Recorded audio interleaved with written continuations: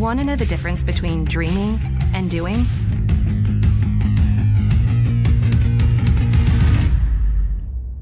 Yeah, pretty much everything.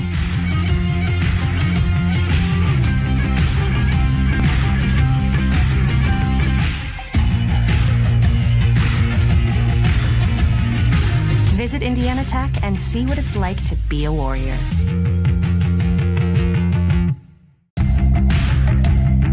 Tech goes by many names. Business, fine art, forensic science. Some think it's just technical. But really, tech means Indiana Tech. Warriors are prepared to lead a significant life.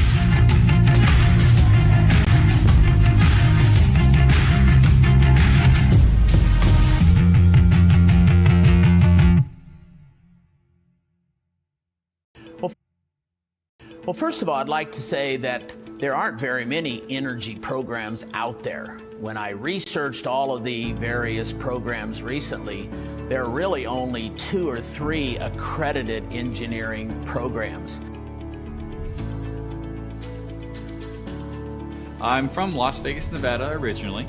I came out here to Indiana Tech to actually go for the energy engineering program because of its uniqueness and its ability to get hands-on with the materials I'm going to be using in the future. Well, a few of the things I think that sets Indiana Tech apart is, number one, you have very small classes. You have very close relationships with your professors. When you have a class of 10 people, it's much easier to get to know the professor and get in contact with him than if you have a class of 30, 40, or 50. You're going to have the same professors for the majority of your classes. You're going to have the same classmates for the majority of your classes. The more practical applications come in all the subsequent energy engineering classes. Heat transfers in a class that right after they're leaving the classroom, and the board is filled with calculus. So in order to understand a lot of these topics, they're going to need to understand the calculus there. Calculus is the study of the rate of change, how fast things change. And depending upon whether it's energy engineering, industrial engineering, or whatever, they're going to need to use that and apply that. Professor Romary, he stands out to me the most right now because when I first got here, I had to take calculus, Calc 1, Calc 2. And he's one of the professors that teaches it. And he just really was a very kind and helpful guy, and he did whatever he could to help us out. He was very funny, always had a way of creatively teaching calculus to us that not a whole lot of people can do. And I think that and how he did it is going to be something that's going to stick for me for a very long time. The field work that Indiana Tech can provide here is, for example, we have a 10 kilowatt windmill that the students can work with. We have a geothermal system for a couple of the buildings for Utang-Sioux and for Zollner that uses geothermal principles to heat and cool the buildings in the summer and the winter. The PV array system, training system that we have down here in the basement allows us to wire up the panels we have down in the basement to set it up as a off-the-grid system or a battery bank system, which helps us because we can see every component of the system actually intertwining and how they work together, which is something that may not be easily visible when you're on the job site in a career. So definitely my internship at SuperValue Incorporated was a very, very beneficial program for me to be in. It was more based on the process and logistical side of engineering of my degree, not necessarily the design aspect. It helped me really learn how the most efficient way to do a task and some of the boundaries that come with trying to make things more efficient. One of the things that we've been very fortunate here at Indiana Tech is that we've had a grant through AEP to help subsidize our students in taking some of the various trips in spring break. Over the last 4 years, I have taken, along with a couple of other chaperones, I've taken almost a couple of dozen students to a trip to Germany and Switzerland that focused on renewable energy. We've gone to Iceland last year, focusing on geothermal energy, and we just recently returned from a trip to Costa Rica. Just last year, I went to Iceland with a couple of our peers, not even just energy engineers, but a couple of other engineering majors went along with us. And for me, that was the highlight of my college time. I mean, we learned a lot about like geothermal systems and how they converted to a country of basically like ran just by geothermal. But it wasn't just learning about that, it was also learning about their culture as well, you know, and the past and the history and where they plan to go in their future. And all those things combined, I think, really kind of defines my experience here in Indiana Tech. You can be the smartest engineer in the world, but if you cannot talk to or work with other engineers and non-engineers, it's very hard to get anything done. I try to teach my students part of the job. You have to communicate if you're doing experiments or testing hardware in the lab. You need to write it up so that other people know what you did, and the customer may want to know what are the results of that test. Something I would remember most about the faculty would be just the one-on-one aspect of it and how open they are to hearing your problems and concerns and willing to assist you. Indiana Tech, with the class sizes being so small, you really get that one-on-one talking, everyday type relationship with your advisors and your professors. And having that is key to success, I feel, because being able to communicate with them and actually get your problems and questions across is going to help clarify things for you while you're in classes in school, which is going to set you up for success. Welcome to the Summit City, home to the 260's dedicated high school athletes and fans. Each victory and celebration captured by our cameras. Treasure the highlights from the Summit Athletic Conference this season, or complete games live or on demand.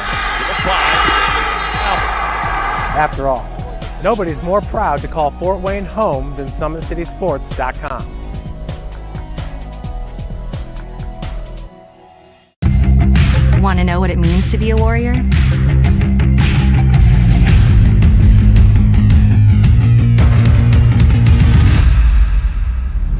Yeah, pretty much everything.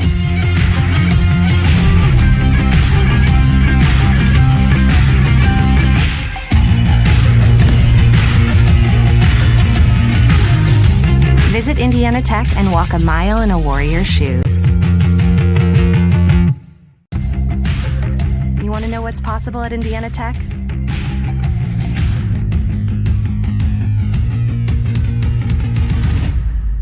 Yeah, pretty much everything.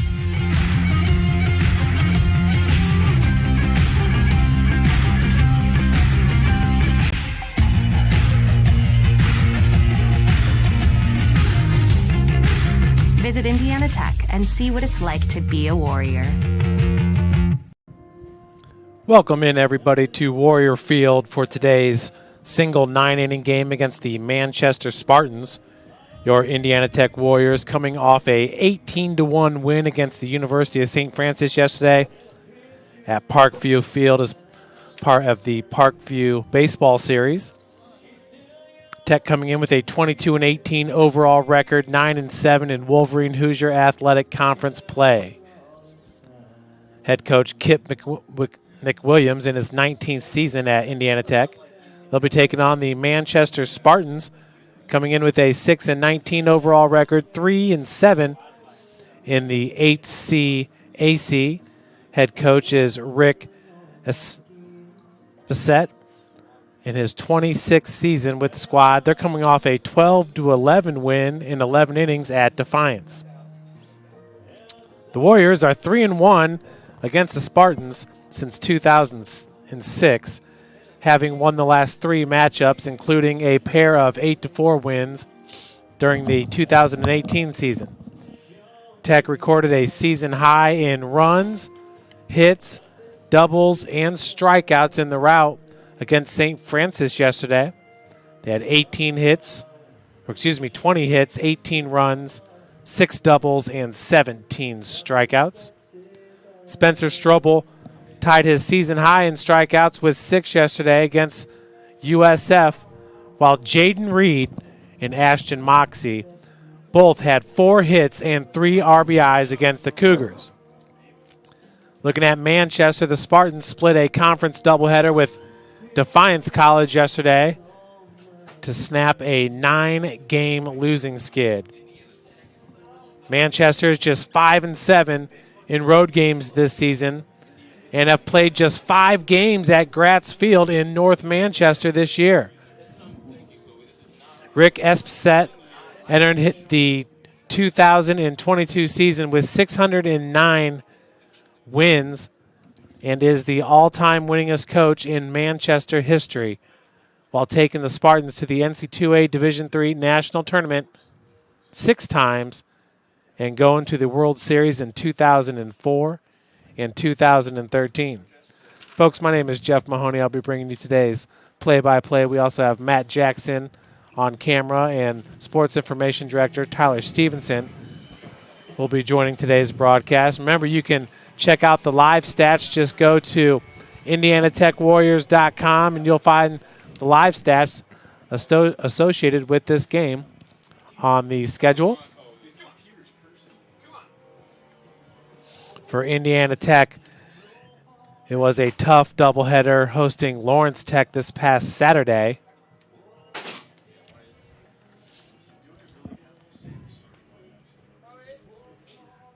The Warriors losing 2-1 in 8 innings in game number 1 and then 7-4 in game number 2. Tech drops from 2nd place all the way to 6th place after the sweep hosting Lawrence Tech, or after getting swept. UNOH pulled off a 10-5 victory against UM Dearborn and 11-1 against Dearborn. So the number 23 ranked team in the country and first place team in the WAC remains there. Cornerstone got a split 2-8 at Lourdes and won 13-4 at Lourdes. Concordia got a pair of wins at Rochester 3-2 and 5-2, and Madonna did the same, hosting Cleary 6-0 and 15-3. So Madonna winning both their games and Concordia winning both their games really hurt Indiana Tech in the conference standings. UNOH remains in first place, as we mentioned earlier. Madonna's currently in 2nd place with an 11-5 conference record. Lawrence Tech is in 3rd place. They're at 10-5. Concordia at 10-6 in 4th place, and Cornerstone at 9-6 in 5th place. Warriors in 6th place with a 9-7 conference record. Lourdes right behind them at 8-8. Of course, coming up this weekend will be the final 2 doubleheaders here at Warrior Field. This Saturday, a 1 p.m. start against Siena Heights, and a 1 p.m. start on Sunday against Lourdes. So that Lourdes doubleheader will prove to be a crucial doubleheader here for your Warriors, hoping to get into the WAC conference tournament. Right now would be the final participant as a 6th seed. Concordia will be at Lawrence Tech on Saturday. Rochester will be Cornerstone. Obviously, that Concordia-Lawrence Tech series is going to be a big one on Saturday. Madonna's at UM Dearborn. We'll want to keep an eye out on Madonna. And Lourdes is at UNOH. So Lourdes will take the best team in the conference at their place before traveling here to Tech. On Sunday, Madonna will be at Lawrence Tech. So 2 big games or big series coming up against Concordia and Madonna for Lawrence Tech. Siena Heights will be at UNOH. Concordia will be at UM Dearborn. And once again, Lourdes will be right here at Warrior Field. So a lot of baseball still left to play as we send it down to the field for the starting lineup and national anthem before today's game. Warriors. Indiana Tech, along with the Wolverines, Hoosier Athletic Conference, welcomes all players, officials, and spectators to today's contest. As a member of the NAIA, the WAC is committed to the true spirit of competition by being champions of character through the 5 core values that NAIA embraces: respect, integrity, responsibility, servant leadership, and sportsmanship. We ask that each of you as a participant, official, or spectator abide by these values, thereby creating a positive environment in which our athletes may participate, our officials may work, and you, the spectator, may enjoy. Now, let's meet the starting lineups for both teams. First, the visiting Spartans. Leading off and playing third, number 38, Ivan Winkle. Batting second, playing left field, number 29, Mitchell Cobb. Batting third, playing right field, number 40, Colin Turner.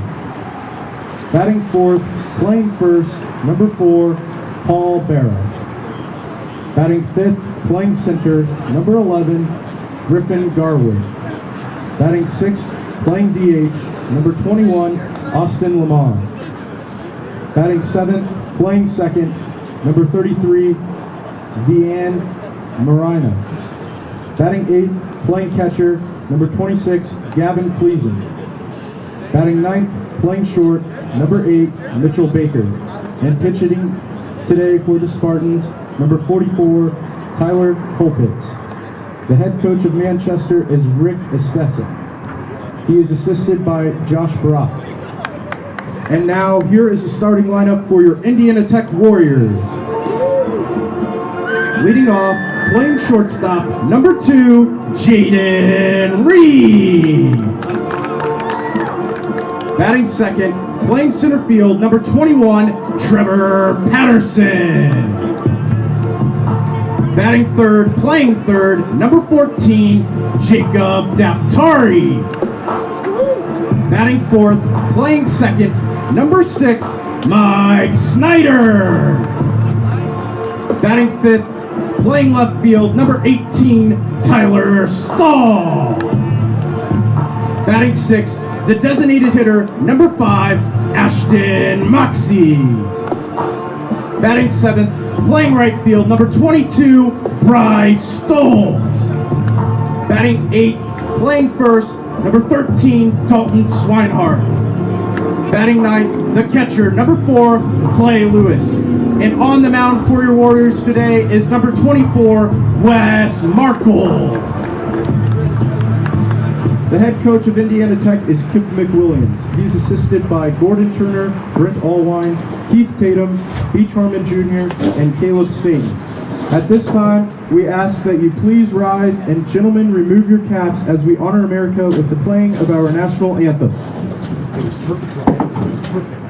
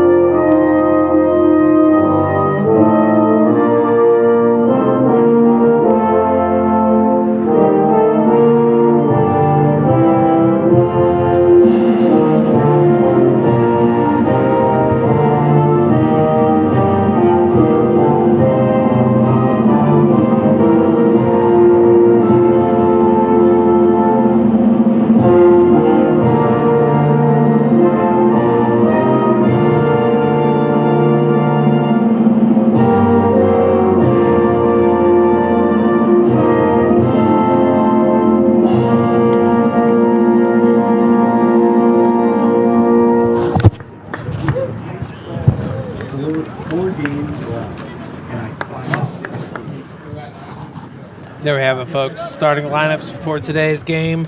It's again a non-conference game here for your Warriors. Indiana Tech, once again, will have conference matchups against Siena Heights on Saturday and Sunday here at Warrior Field. Then we'll be on the road into Joliet, Illinois to take on the University of St. Francis, Illinois, out of the Chicagoland Conference. Then once again, on Wednesday, we'll travel to Gratz Field to take on Manchester. That's next Wednesday. before finishing up the regular season April the 30th against number 21 Northwestern Ohio at Racer Baseball Field. On the bump, it's Weston Markle for the Warriors. Weston entering today with a 7.36 ERA, 0-0 record in 3 appearances. Has pitched 3.2 innings. 4 hits, 3 runs given up, all 3 earned. 5 walks, 3 strikeouts. Opposing batters hitting .267 against Wes Markle. And leading it off here for Manchester is going to be Yvonne Winkle, Mitchell Cobb, and Colin Turner. Leading hitter for Manchester is Zach White, who's batting .343 on the season. Brady Perez has 7 home runs and 19 RBI. Cody Jackson has a 2.63 ERA. Carter Hooks leads the team in innings pitched at 45.1. Hooks also leads strikeouts. Manchester enters today with 25 total games under their belt. They sit in 8th place in the Heartland Collegiate Athletic Conference. Rose Holman's in 1st place in that conference. Now batting number 38, Ivan Winkle. So Winkle coming up to the plate. Entering today with a .222 batting average. This is just his 3rd game started on the season and 9th game played. He's got 2 hits and 2 runs scored and 9 ABs. It's that first pitch going to miss upstairs for ball 1. 1 walk, 0 strikeouts for Winkle.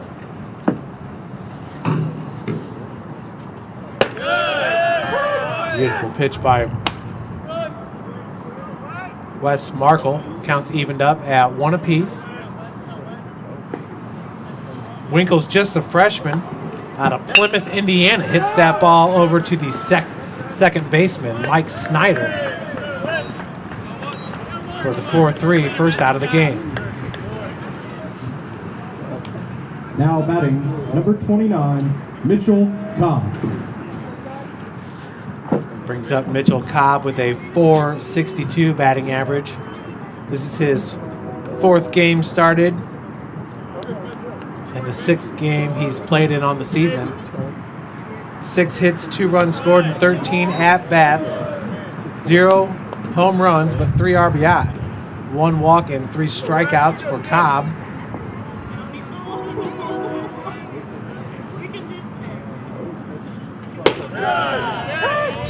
Great pitch on the outside corner. Fastball's in there for a strike. 1-1's your count.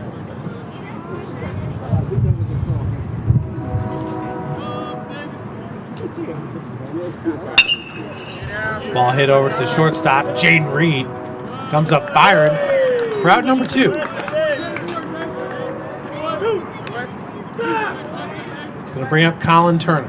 Now batting number 40, Colin Turner.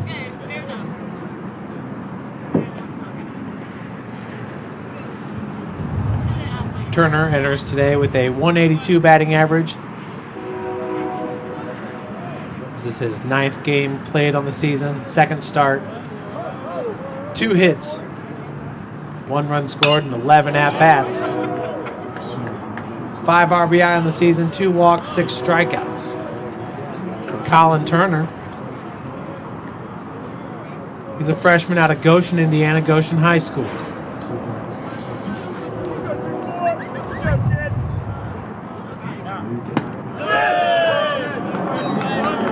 Pitch catches the outside corner. 0-2 your count.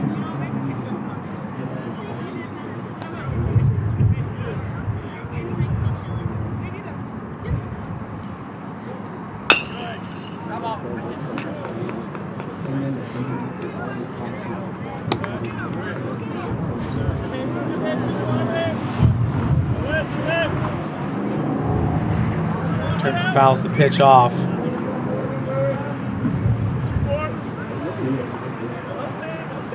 Manchester's last winning season, as that's going to be a 2-hopper over to Daftari with the backhand.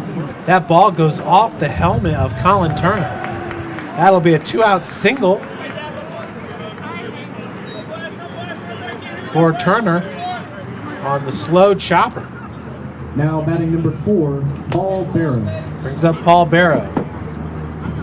2017 was the last winning season for Manchester, going 22-21 overall. Last year, during the 2021 campaign, the Spartans were 19-22 and went 19-20 in conference.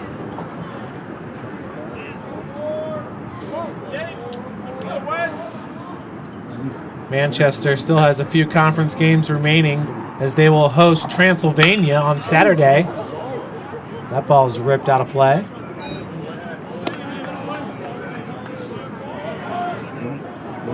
Then they'll travel to Mount St. Joseph's and host Anderson and Earlham.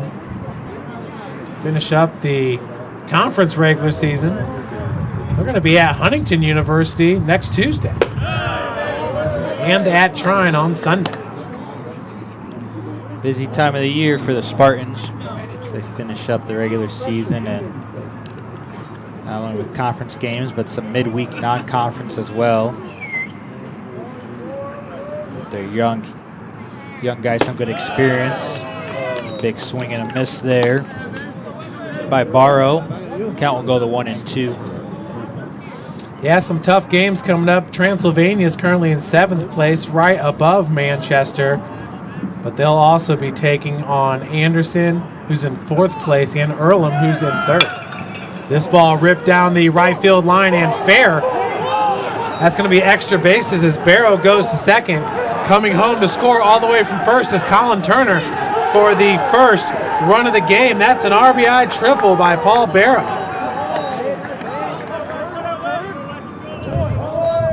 Nice piece of hitting down the right field line.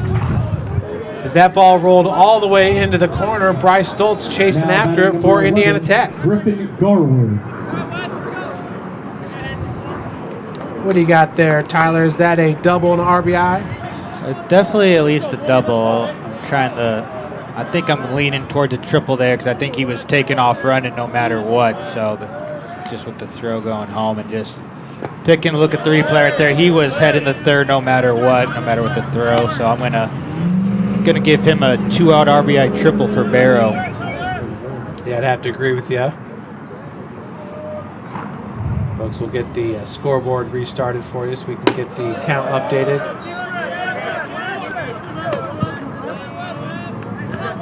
Two balls, 0 strikes here with 2 outs. To your batter, Griffin Garwood, the center fielder.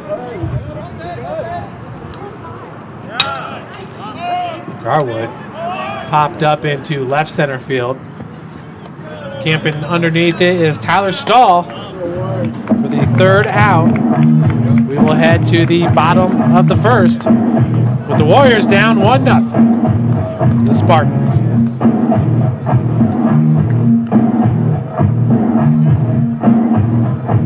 It's really important for freshmen to realize you get out of college what you put into it. If you dedicate yourself to your classes and to your projects and to what you're doing in college, you're going to have a really great experience here. I wish someone would have told me my freshman year that it's important to prioritize, knowing what's important, what's not important, knowing what I need to do opposed to what I want to do. The 2 things that I think all freshmen should know is buy a parking permit so you don't rack up a bunch of fines and tickets. And also make sure you go to class because it seems like a good idea when you're skipping, but then it's not worth it in the end when you fail the test or don't turn in homework. As an international student, my advice for the freshmen is to not be afraid to make friends because your friends here will end up being your family away from home. Anything that you want to do, anything that you want to put on, anything that you want to showcase on campus, you can. There's always people around to help you do what you want to do here. Make sure that you always take time for yourself to make sure that you're okay, because college can be very overwhelming as far as like schoolwork and friends and sports and just like everyday life. Always just make sure that you get what you need to get done. It's important to have a relationship with your professors because you become more personable with them. You start to engage in the material more. They can give you recommendations, especially once you get out of college. You definitely want to put them down as like references. And if you have a better personal relationship, it just makes the whole learning experience go smoothly.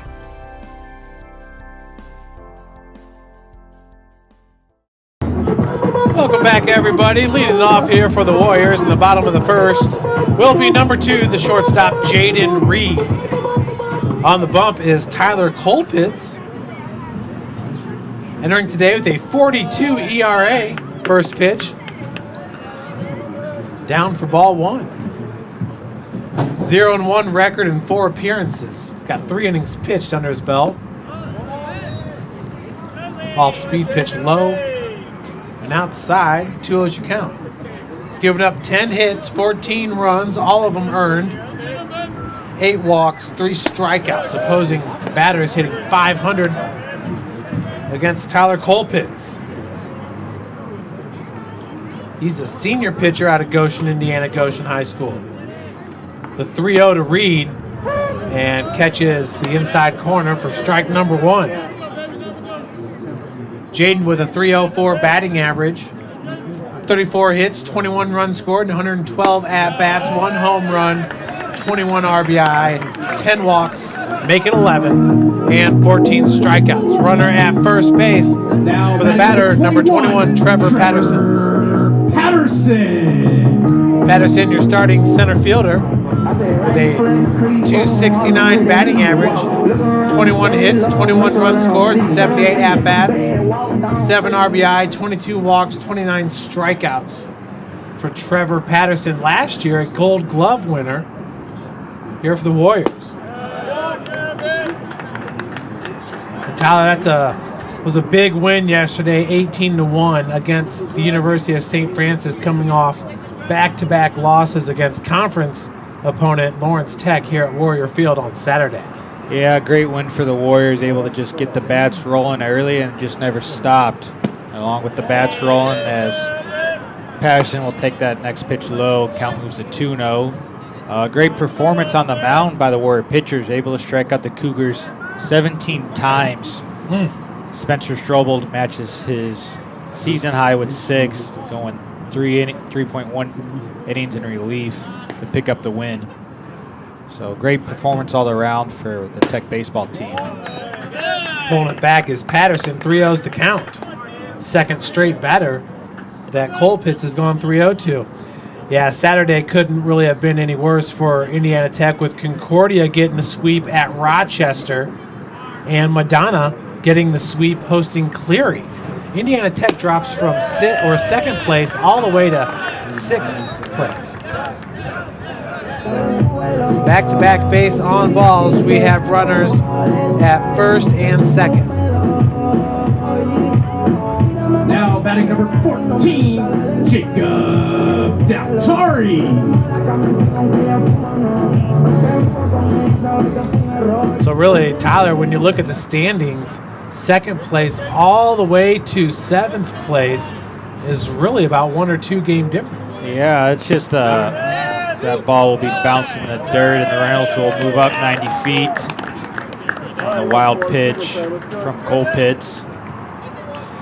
Yeah, I mean, that just shows you how competitive the WAC really is. The fact that just a couple games separate you from hosting an opening round of the WAC tournament to missing the tournament completely, with the top 6 teams making the conference tournament.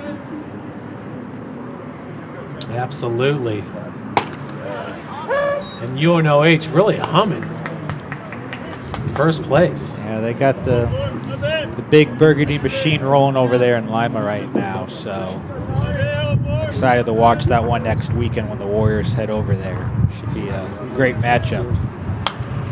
On the burgundy artificial field, Daftari with a .282 batting average, 29 hits, 23 runs scored, and 103 at-bats, 4 home runs, 21 RBI, 18 walks, 26 strikeouts for Jacob Daftari.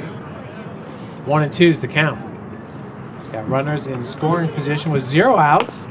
Off-speed pitch right off the end of the bat. And Colpitz is going to slip fielding the ball.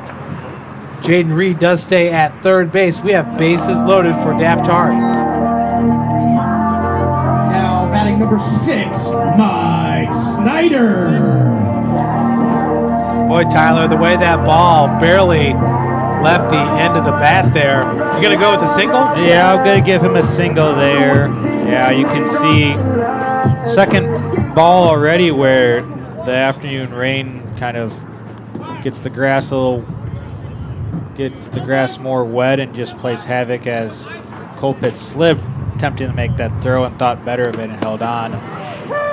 Snyder will watch the first pitch.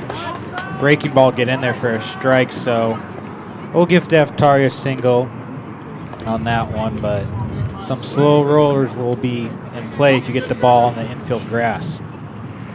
The 0-1 is drilled by Snyder over the left field wall, off the post. That's a grand slam for Mike Snyder, his third home run on the season. Holy cow, Reed, Patterson, Daftari all come home to score on the grand slam. What a shot there by Snyder. There was no doubt about that one. That ball just got out of here in a hurry. Just like that, the Warriors are back on top. Or excuse me, take their first lead of the game. The 4-1 lead. Mike Snyder, who's really been hitting the ball as of late. Back in the starting lineup here for Coach McWilliams. As Tyler Stahl is your batter, one knows the count.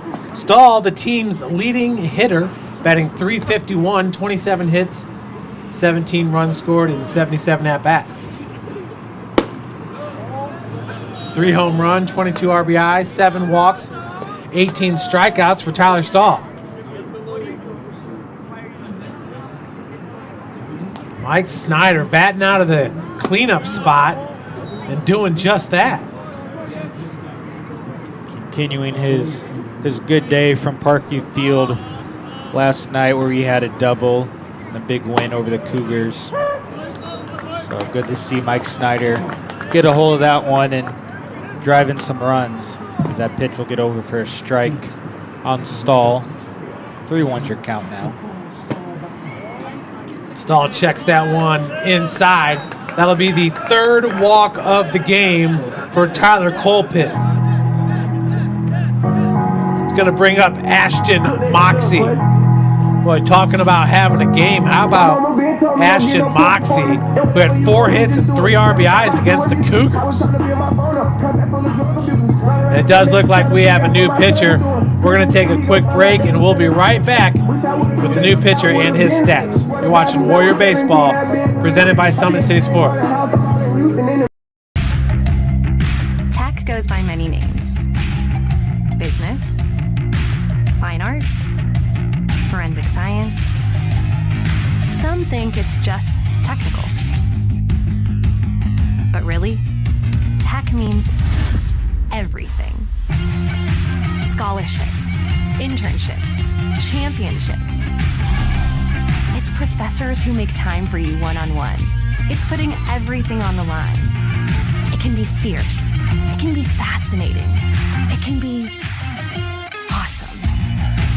Most important, it's believing in yourself and what you have to offer the world. Because at Indiana Tech, Warriors are prepared to lead a significant life.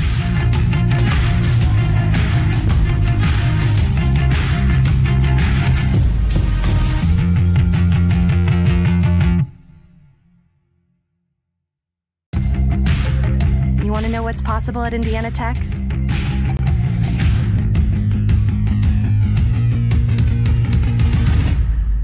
Yeah, pretty much everything.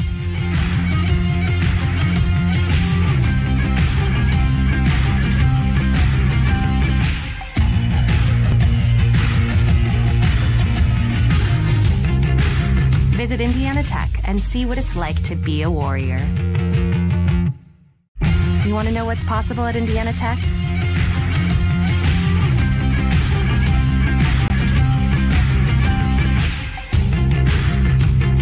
Visit Indiana Tech and see what it's like to be a Warrior.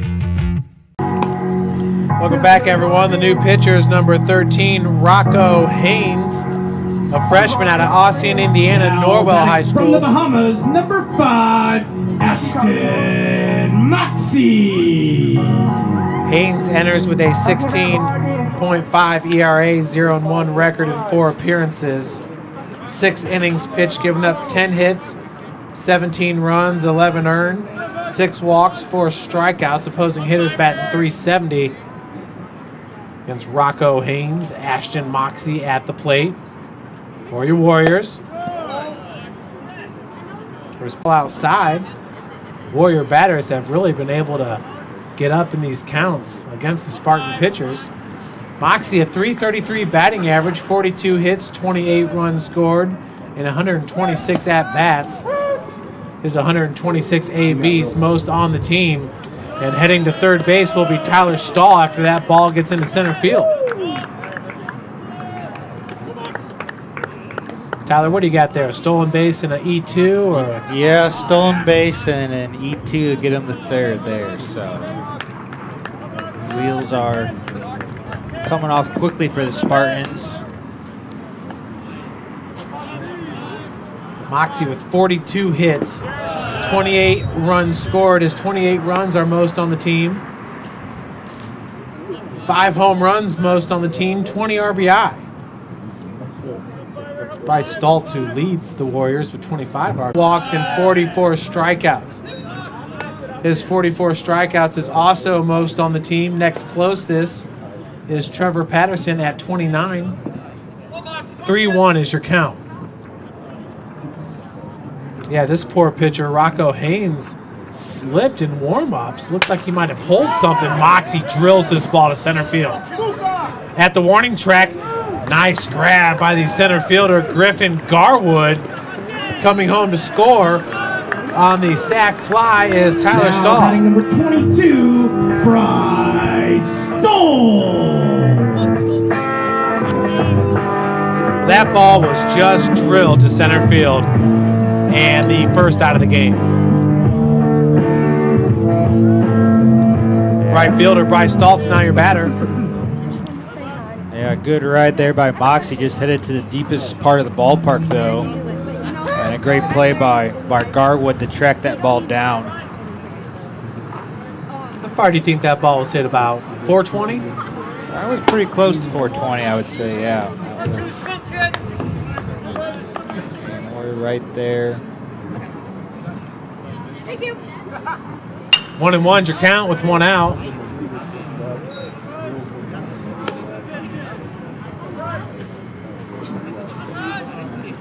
One, 2 now after the ball fouled out of play.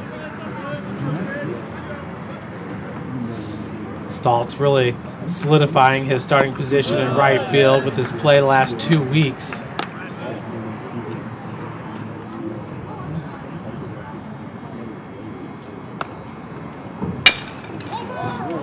Chopper over to second base for out number 2.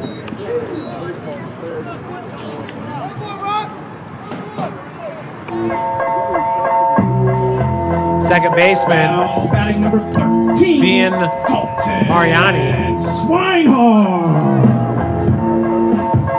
for Manchester. Dalton Swinehart coming up to the plate. The freshman takes that first pitch on the outside corner for a strike. He goes 6'3", 215 pounds out of Concord High School, Elkhart, Indiana. Pitch fouled out of play. Dalton with a .083 batting average, 1 hit, 3 runs scored, and 12 at-bats. 7 walks and 4 strikeouts for the freshman.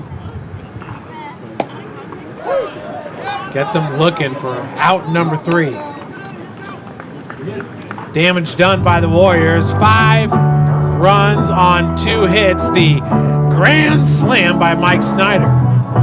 You're watching Warrior Baseball, presented by Summit City Sports.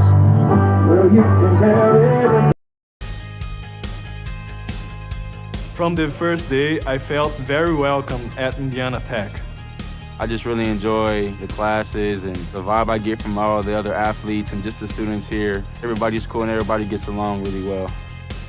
I'm currently a senior, and since my freshman year, student life activities have really grown throughout campus, and there's so many ways that you can meet new people. You can go bowling, you can watch movies, and it's just really important to get involved on campus. You have intramurals, anything from billiards to basketball. It's made student life very enjoyable. I love Fort Wayne because there's always something going on, like festivals. I walk a bunch of the trails here locally. There's great restaurants. There's always something fun to do. You can never be bored here in Fort Wayne. The school spirit at Indiana Tech is epic. It's everything. We had our first annual hockey game not too long ago. Everybody showed up, face paint, cowbells, Trojan hats, lawn gnomes. It was amazing. It makes it so worthwhile to be a Warrior. Go Warriors.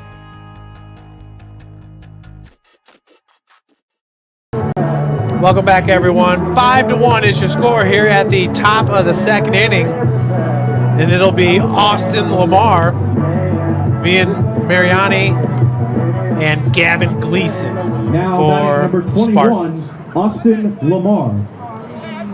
Lamar is a sophomore infielder out of Hobart, Indiana, went to Boone Grove High School. Once again on the bump, it's Weston Markle. First pitch fouled away for strike number one. Lamar, 111 batting average, 1 hit, 1 run scored, and 9 at-bats, 1 home run, 1 walk, and 6 strikeouts.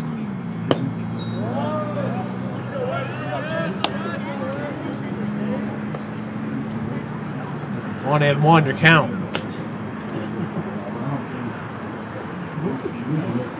Markle with 18 pitches now under his belt so far in this game. He's given up 2 hits, 1 run it was earned in 5 batters faced. This ball hit to right field. On it is Stoltz, who makes the grab on the run.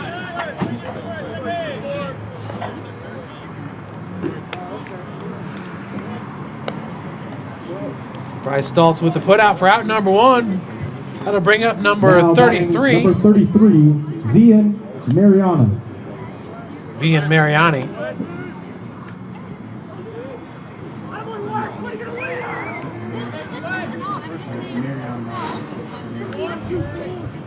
Mariani with a .286 batting average, 2 hits, 2 runs scored, and 7 at-bats. Does have an RBI on the air, 2 walks, 1 strikeout.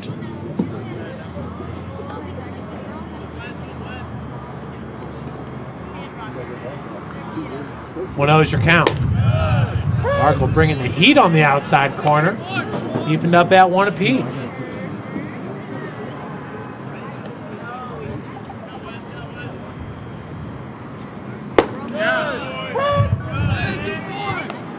One and two now. Markle looking for his first strikeout of the game.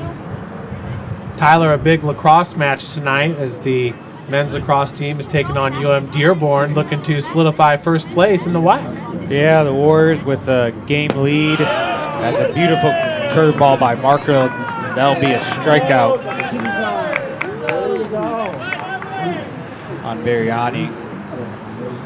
But yeah, the Warriors hosting UM Dearborn, who have the leading goal scorer in the NAIA. Okay. Actually, so it should be a competitive matchup though. But the Warriors on a roll, 12 straight wins.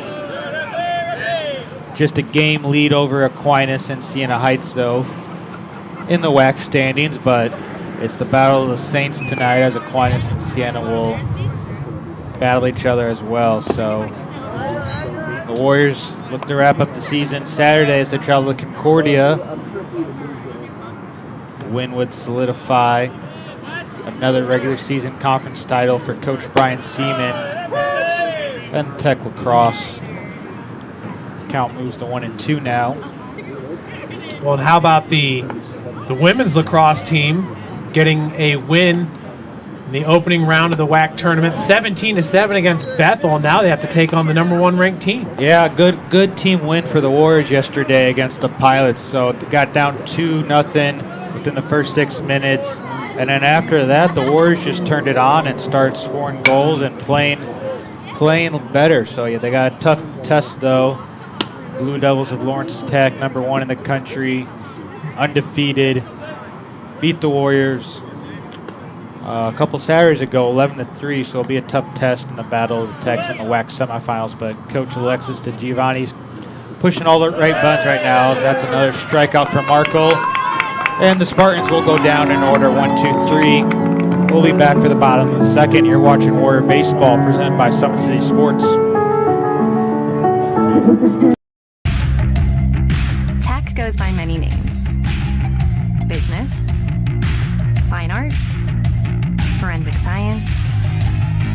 Some think it's just technical. But really, tech means everything. Scholarships, internships, championships. It's professors who make time for you one-on-one. It's putting everything on the line. It can be fierce. It can be fascinating. It can be awesome. Most important, it's believing in yourself and what you have to offer the world. Because at Indiana Tech, Warriors are prepared to lead a significant life.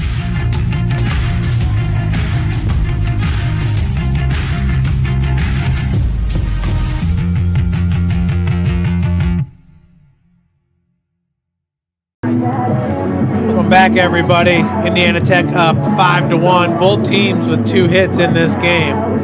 It's going to be your #9 batter, Clay Lewis. Then the top of the order, Jaden Reed and Trevor Patterson. So once again, we were just talking about the women's lacrosse team. Will be taking on #1 ranked Lawrence Tech. That is this Thursday at Blue Devil Stadium in Southfield, Michigan. Beautiful stadium over there, kind of the north side of downtown. You can see a lot of buildings in the background. Pretty cool setup they have there in Southfield, Michigan. Yeah, the Blue Devils Lawrence Tech, they do a great job as far as athletic operations, game day man. Blue Devil Stadium just a couple years old as well, so I've heard just great things about that facility up there. So Clay Lewis is your batter. Clay with a .222 batting average, 2 hits, 3 runs scored, and 9 at-bats, 1 walk, and 2 strikeouts on the season. Mr. Clay Lewis, who wears #4. He's a sophomore catcher, 5'9", 160. Out of Springdale, Ohio.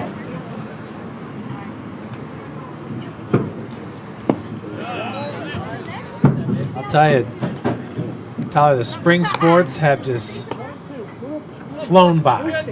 They sure have. I can't believe we're in the last part of April right now and stuff. Just 10 days left in the month.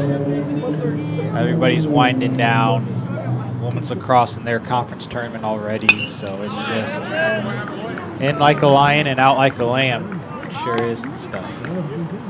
How about Indiana Tech, the women's softball team, currently in 4th place in the WAC.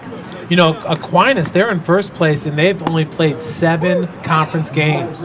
It's going down swinging there is Lewis. Or going down looking, excuse me. Brings up Jaden Reed, who walked and scored a run back in the 1st. Jaden Reed. Quite a few members of the Warriors softball team in attendance tonight with the off night. A big split for Tech softball yesterday against league-leading Michigan Dearborn, falling in game 1 5-1, but then run ruling the Wolverines in 5 11-2. And yeah, we were actually talking about the discrepancy in games played with Aquinas earlier today, and it was saw on Twitter earlier today. It's the first time they're playing today for the first time in 10 days. Wow. Ball hit into right field. Route #2.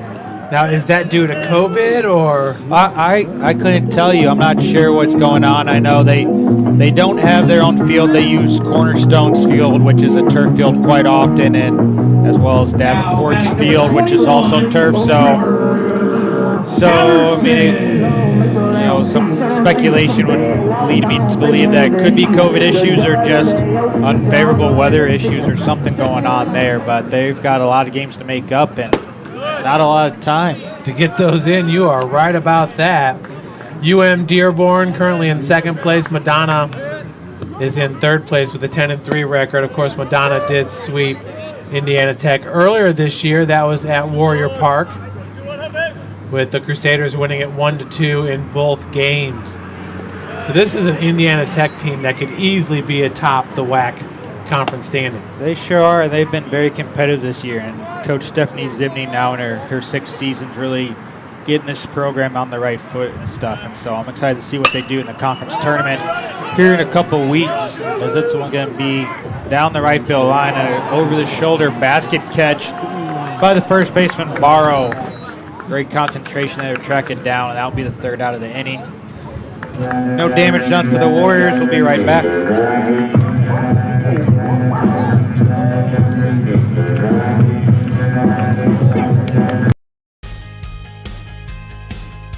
From the first day, I felt very welcome at Indiana Tech. I just really enjoy the classes and the vibe I get from all the other athletes and just the students here. Everybody's cool and everybody gets along really well. I'm currently a senior, and since my freshman year, student life activities have really grown throughout campus, and there's so many ways that you can meet new people. You can go bowling, you can watch movies, and it's just really important to get involved on campus. We have intramurals, anything from billiards to basketball. It's made student life very enjoyable. I love Fort Wayne because there's always something going on, like festivals. I walk a bunch of the trails here locally. There's great restaurants. There's always something fun to do. You can never be bored here in Fort Wayne. The school spirit at Indiana Tech is epic. It's everything. We had our first annual hockey game not too long ago. Everybody showed up, face paint, cowbells, Trojan hats, lawn gnomes. It was amazing. It makes it so worthwhile to be a Warrior. Go Warriors.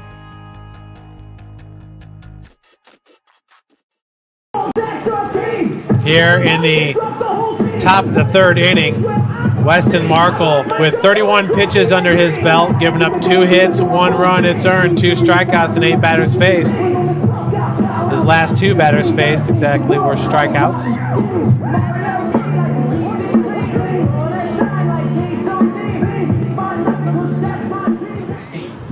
Now batting number 8, Mitchell Baker. Your batter is the number 9 batter, Mitchell Baker, starting shortstop. Baker, who wears number 8, is a sophomore out of Plainfield, Indiana. Reed right over second base. Oh! Great job there by Baker, legging that one out for a leadoff single. It's going to bring up Yvonne Winkle. Now batting number 38, Yvonne Winkle. Winkle, who grounded out to the second baseman, Mike Snyder, in his first at-bat. Mike Snyder, who goes 6'4", 210 pounds, playing second base. Jaden Reed at shortstop goes 6'3", 200. It's got to be one of the taller middle infields in the NAIA. Yeah, I can't imagine you find an infield that even comes close to the middle infield that even comes close to their height. Pitch outside, Lewis's throw, snagged by Snyder. Stolen base there by Baker. So Baker showing off his speed. Yeah, good jump there by the Spartan shortstop. Baker now 3 of 3 on the season in stolen base attempts.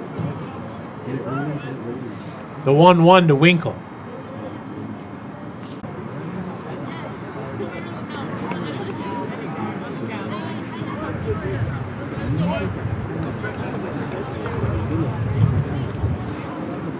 One, 2 now.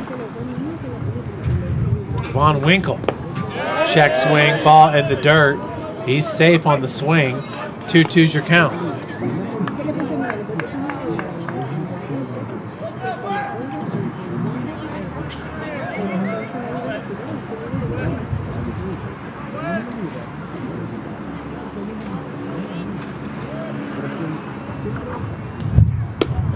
pitch misses up and in.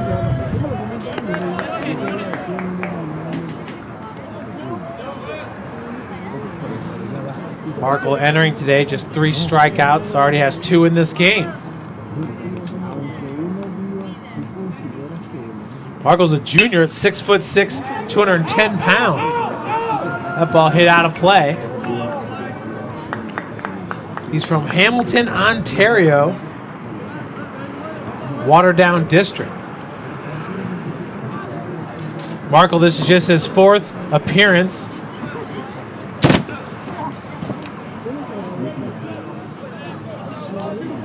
Against St. Thomas back on March the 8th. Gave up 1 hit, 2 runs, both earned. Had 4 walks and a strikeout. That there is his first walk of the game. We'll bring up Mitchell Cobb. Now batting number 29, Mitchell Cobb.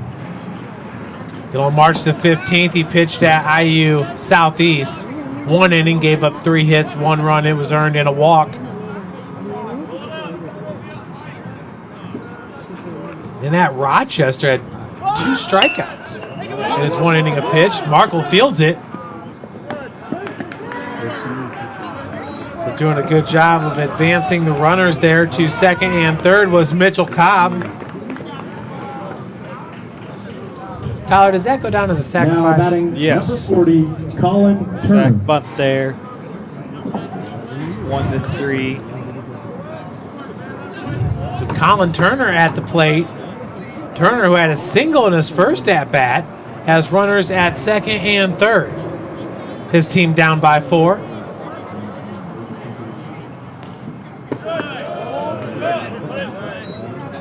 Tyler, it's a good start to the season for my White Sox. Yeah, good start to the season for the White Sox. My Cubs are off to a decent start as well, so good time to be a baseball fan in Chicago. And Brooklyn Nets and Boston Celtics going to play later tonight as well, as that ball is going to drop. 1 run going to come home to score, and trying to get an extra base thrown out at second will be Turner.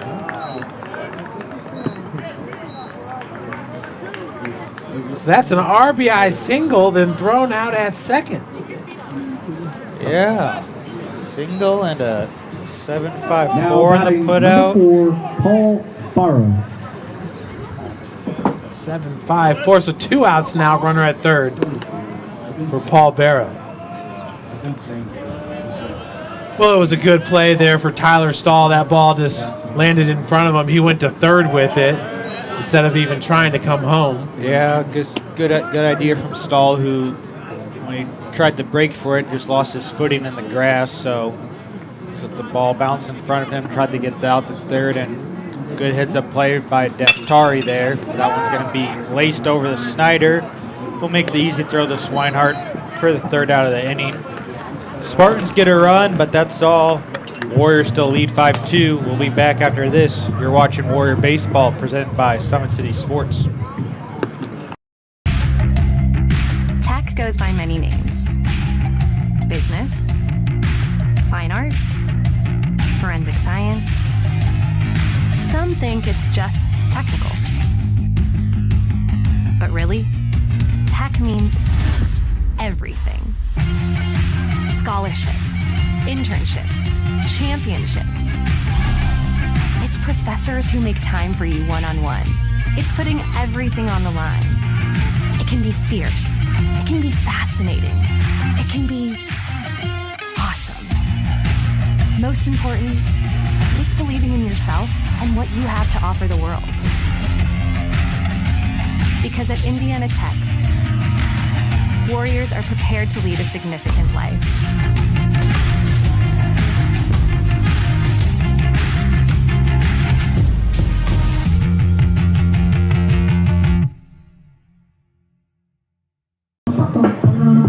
Still on the bump is Rocco Haynes for the Manchester Spartans. Haynes, 2 innings pitched, has 26 pitches under his belt, 2 strikeouts, and 6 batters faced. Now batting number 14, Jacob Daftari. Daftari, who singled and scored a run back in the first, will lead it off here in the bottom of the third.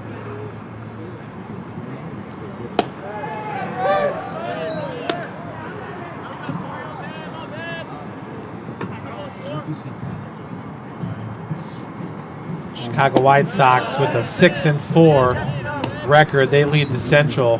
Boston Red Sox at 6-5 lead the East.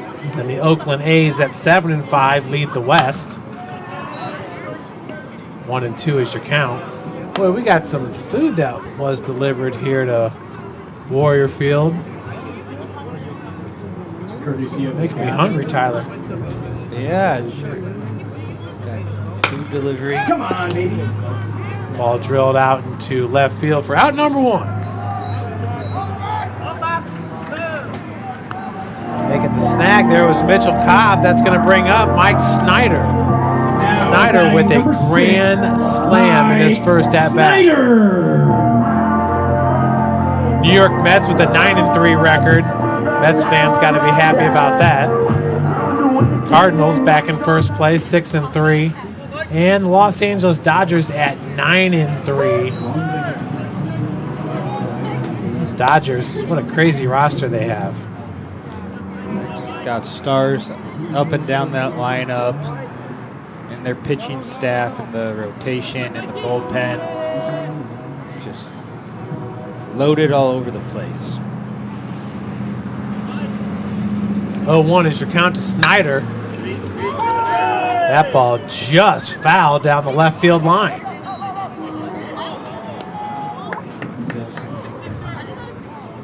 Tyler, how does it work? Once it goes over the painted white line there on that hill, it's a dead ball? Dead ball, yeah. So no advancement there. If you're on base, then it's considered out of play. At one point, were they going to finish that wall? Had you ever heard? No, I'm not sure. That wall's been like that since I've been here, since 2015. Yeah. Ball hit to the right side. And a beautiful play there by second baseman Mariani for out number 2. Tyler, this might be hard to believe, but Tyler Stahl. Game number 1 against Lawrence Tech here at Warrior Field was done in an hour and 45 minutes. Stark contrast from the nearly 4-hour game we had yesterday at Parkview Field with St. Francis, but that's what happens when you get 18 runs. 18 runs and holy cow, 20 hits. Yeah, and then you go back to the Lawrence Tech game, you had a pair of high-quality pitchers in Hayes Sturtzman for the Warriors who were just able to shut down other teams' offense. You get a game moving pretty quickly. Yeah, it was Hayes Sturtzman and Jared Maxfield.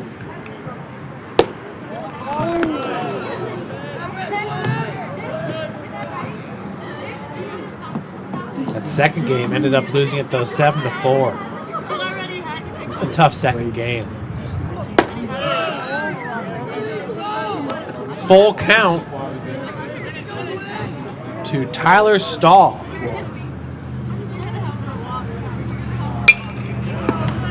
Stahl's going to rip that ball into left field. He goes oppo for his first hit of the game.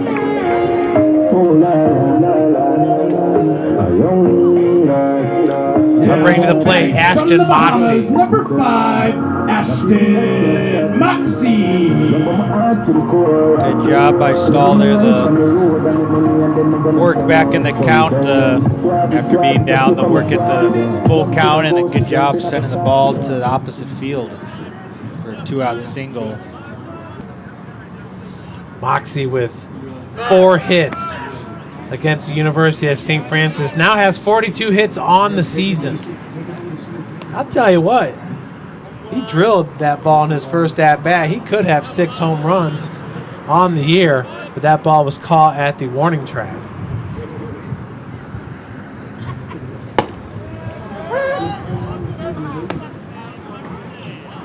Pitch in there for a called strike.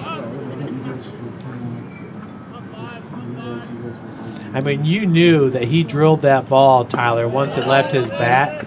It's just like you said, though, it went to the furthest part of the park. Yeah, I went to the furthest part of the park, and the wind blowing in today maybe pushed it down just a touch. Tyler, the Warriors looking for a new soccer coach now. Yeah, head women's soccer coach Jim Lapaki stepping down after 15 years at the helm. His wife Cynthia, who worked for many years as the volleyball statistician and official scorebook for Tech basketball games, as Moxie fouls this one straight back.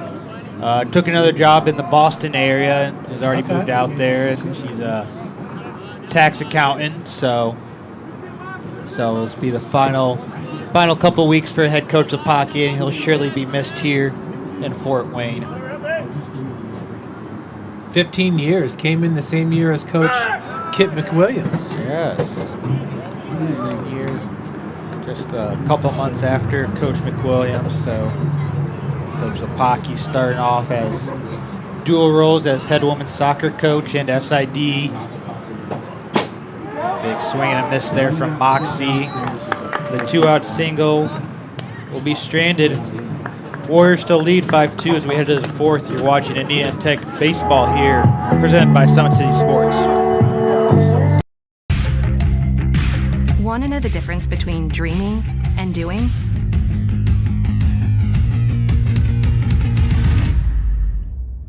Yeah, pretty much everything.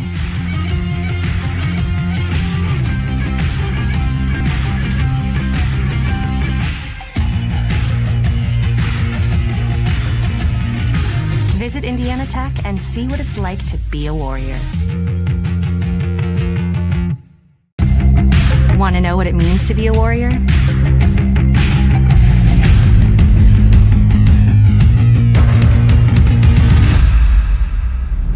Yeah, pretty much everything.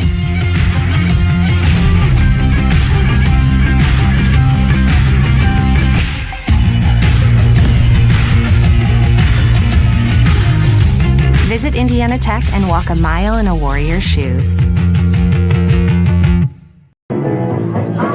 Leading off here for Manchester will be Griffin Garwood, Austin Lamar, and Mariani. Vian Mariani, second baseman. 5-2 is your score.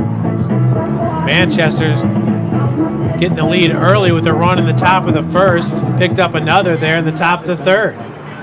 Tech getting all its runs in the bottom of the first, highlighted 11, by a Mike Snyder grand slam. Garwood 0 for 1 in this game, flew out to left field. Tyler Stahl.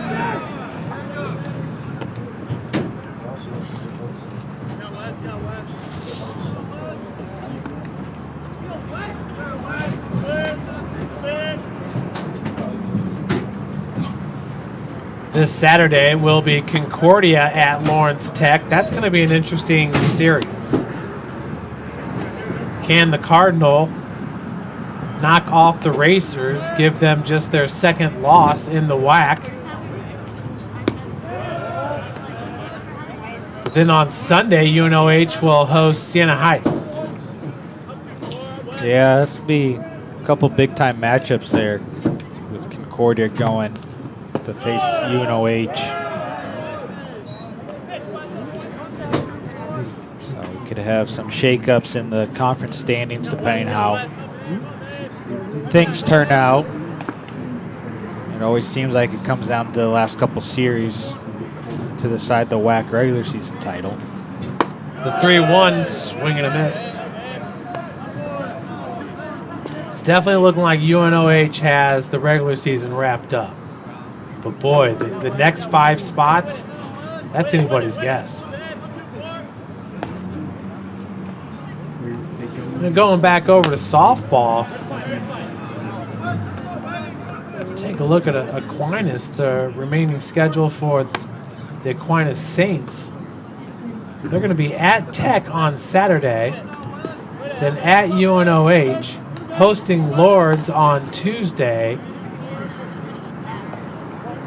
They'll host Cleary on Wednesday and then host Madonna on Friday. They got quite a few games on their schedule. Then on Sunday, May the 1st, they'll be at Concordia. Yeah, and that's the last day to get games in for the regular season. So have. And Aquinas last year would have made the national tournament, but didn't they have to leave the tournament because of COVID, I think? Yeah, they ended up winning or sweeping both the regular season and the tournament titles for the WAC, as Garwood will draw the walk. Now batting number 21, yeah, unfortunately Austin had a couple Lamar. positive COVID cases right before the NAI opening round and had the withdrawal from competition, as it looks like we're going to get a pitching change here with Kit McWilliams heading out to the mound. Yeah. Weston Markle, who gives up his first walk of the game. We got a new pitcher coming in. We'll be right back with the new pitcher's stats. Watching Indiana Tech baseball presented by Summit City Sports. Want to know the difference between dreaming and doing?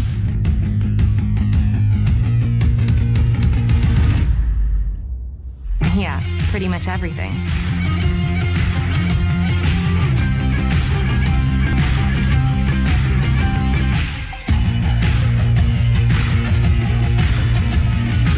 Visit Indiana Tech and see what it's like to be a Warrior. Want to know what it means to be a Warrior?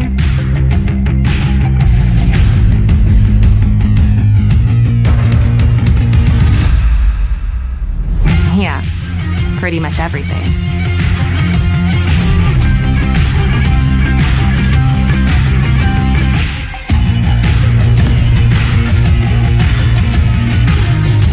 Visit Indiana Tech and walk a mile in a Warrior's shoes. Welcome to the Summit City, home to the 260's dedicated high school athletes and fans. Each victory and celebration captured by our camera.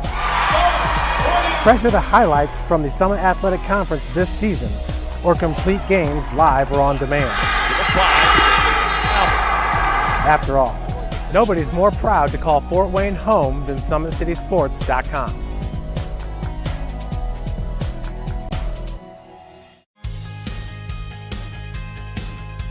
From the first day, I felt very welcome at Indiana Tech.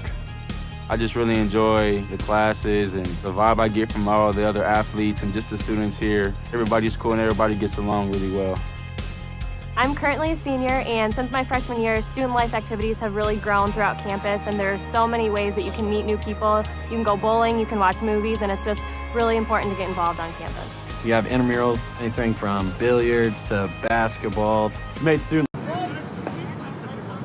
Your new pitcher is number 23, Tyler Stacy, a grad student, 6 foot, 215 pounds from Mansfield, Texas.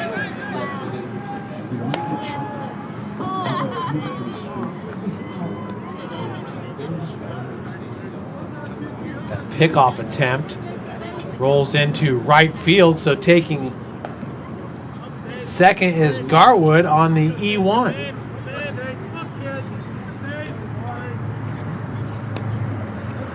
First pitch to Austin Lamar. Right up the middle. Snyder doing a good job getting on it, and the throw. Beautiful play by Mike Snyder. Route number 1. Wow, talk about range there, Tyler. Yeah, good job by Snyder going to his right and able to get the throw off balance, but have enough on it to get it over the Swinehart for the out. Great athleticism there by the Warriors second baseman. Brings up Vian Mariani. 1 out and a runner at third. Fouls off that first pitch.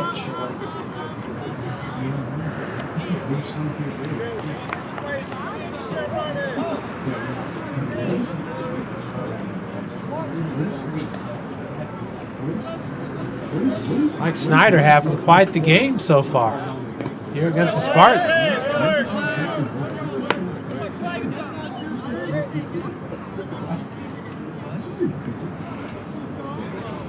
Doing it all with the grand slam in the first and some good defensive plays in the field. Absolutely.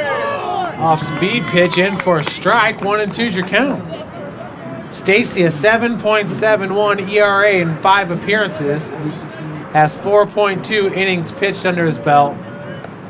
7 hits, 4 runs, all earned.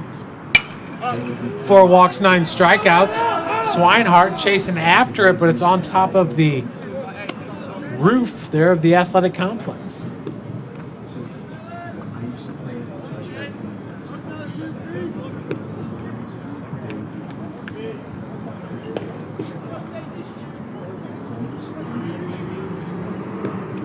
So Tyler, we were talking, looks like men's lacrosse could be hosting 2 games next week. Yeah, very likely scenario right now with the Warriors in the driver's seat. It'll be a swing and a miss from Stacy by Mariani. That'll be the second out of the inning. With the top 6 teams and the WAC make the conference tournament for men's lacrosse. Gavin Gleason. Quarterfinals are 3-5 and 4-6. Or excuse me, 3-6 and 4-5, and then top 2 seeds are in a bye to the semifinals. So semifinals would be next Thursday here at Warrior Athletic Field, with the championship game being played on Saturday. Good luck to the men's lacrosse team, one of the best in the country. 1-0 is your count to Gavin Gleason. That pitch will miss outside.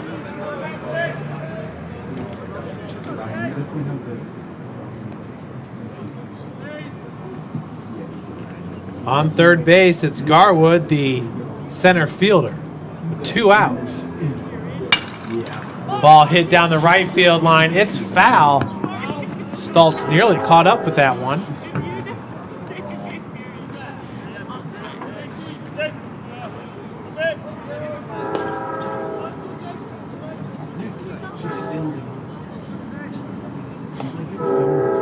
Two and 1 the count here with 2 outs.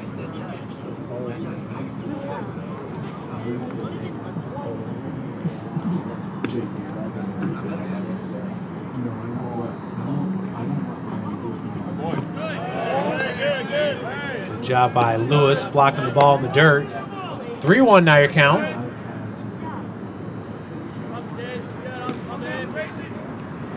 Clay Lewis, a part of a trio of very good catchers here for Indiana Tech. Manny Escaño, starting catcher, as drawing the walk is going to be Gleason. It's going to bring up Mitchell Baker. Now batting number 8, Mitchell Baker. And your other catcher is Louis Diaz, the junior from Hialeah, Florida.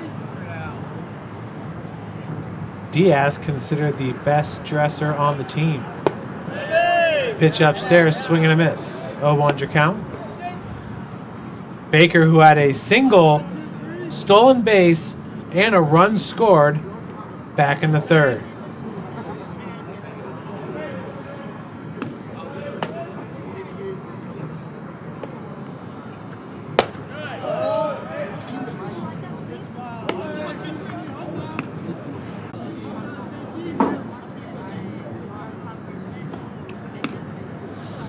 It was Baker scoring on the sacrifice bunt by Mitchell Cobb.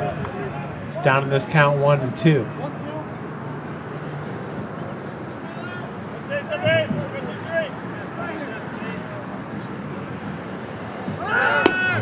Runner is off, and the throw is just a little bit wide. And coming home to score there is Garwood for the 3rd run of the game for Manchester. I was surprised by that throw. Yeah, especially with the Warriors having pulled off the double steal a couple times before. Just odd decision there by Clay Lewis to throw down, give the run. Stacy, though, will get out of the inning there with the swing and a miss, his second strikeout. Watching Warrior Baseball presented by Summit City Sports. Tech goes by many names. Business, fine art, forensic science. Some think it's just technical. But really, tech means everything. Scholarships, internships, championships. It's professors who make time for you one-on-one. It's putting everything on the line. It can be fierce. It can be fascinating. It can be awesome. Most important, it's believing in yourself and what you have to offer the world. Because at Indiana Tech, Warriors are prepared to lead a significant life.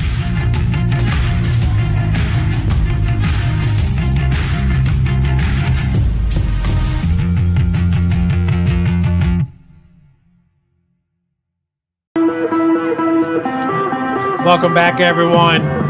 5-3 is your score. Bryce Stoltz, Dalton Swinehart, and Clay Lewis, your 1-2-3 here in the bottom of the fourth. Other games coming up this week. Cornerstone will be at Tech this Friday for softball, 1 p.m. first pitch. And then that huge doubleheader against Aquinas on Saturday. Siena Heights will come here to Warrior Field on Saturday, 1 p.m. start. And Lourdes will be here on Sunday. That's a 1 p.m. start as well.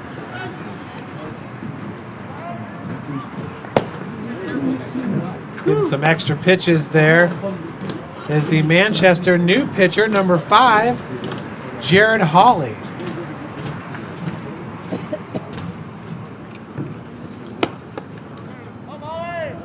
Hawley is from Wabash, Indiana, Wabash High School. Now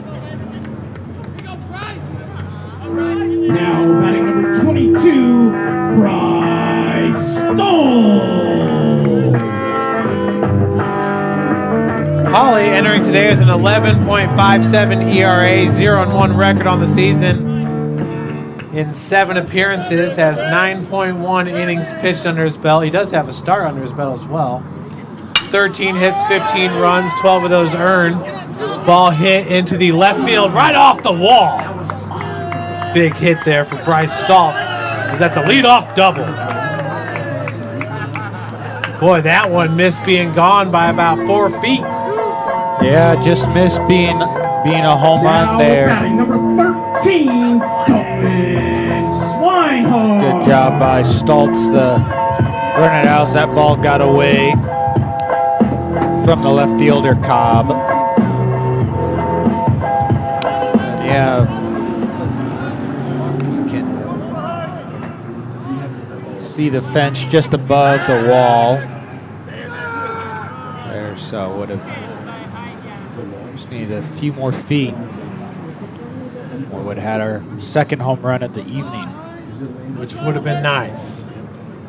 Looking at Swinehart.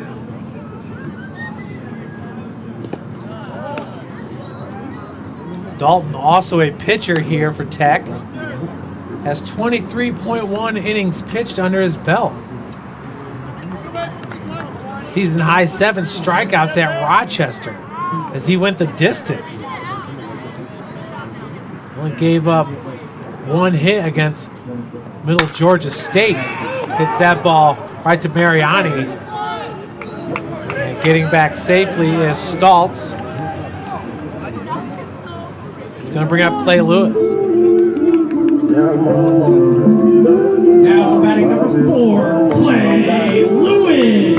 Boy, Swinehart really making a name for himself here in his freshman season. Doing it at both sides of the field, having a good year offensively, and then, like you were just talking about, a good start at Rochester. Name who's probably going to be in the Warriors starting rotation here for a couple more years as a bunt gets down by Lewis. And the second baseman's late covering the bag, and that will be an infield hit for Lewis. Advancing to third base will be Bryce Stoltz, so we have runners at the corners for the leadoff batter, number 2, Jaden Reed. Reed over 1 in this game, flew out to right field and drew a walk. Aaron Busick now batting scored a run 2, back in the first. Jaden Reed. Aaron Busick now your pinch runner at third, or excuse me, at first. He's wearing one of those protective gloves. You know, with those protective gloves, it definitely looks like it extends your reach. It probably adds a couple inches on to your fingernails there. You're starting to see a lot more players use those. Mike Trout comes to mind after he hurt his hand in a headfirst slide and had to miss a good chunk of the season, and now wears, I believe, the oven mitts is what their nickname is. No, I have. I've been seeing them more and more. It's like they said, when the guys see the major leaguers doing it, it's just a matter of time before it trickles down to the other leagues and divisions. Ball hit up the gut, looking to turn 2 is the 6-4-3 double play. We'll be back. Warriors up 5-3 as we head to the top of the 5th. It's really important for freshmen to realize you get out of college what you put into it. If you dedicate yourself to your classes and to your projects and to what you're doing in college, you're going to have a really great experience here. I wish someone would have told me my freshman year that it's important to prioritize, knowing what's important, what's not important, knowing what I need to do opposed to what I want to do. The 2 things that I think all freshmen should know is buy a parking permit so you don't rack up a bunch of fines and tickets. And also make sure you go to class, because it seems like a good idea when you're skipping, but then it's not worth it in the end when you fail the test or don't turn in homework. As an international student, my advice for the freshmen is to not be afraid to make friends, because your friends here will end up being your family away from home. Anything that you want to do, anything that you want to put on, anything that you want to showcase on campus, you can. There's always people around to help you do what you want to do here. Make sure that you always take time for yourself to make sure that you're okay, because college can be very overwhelming as far as like schoolwork and friends and sports and just like everyday life. Always just make sure that you get what you need to get done. It's important to have a relationship with your professors, because you become more personable with them.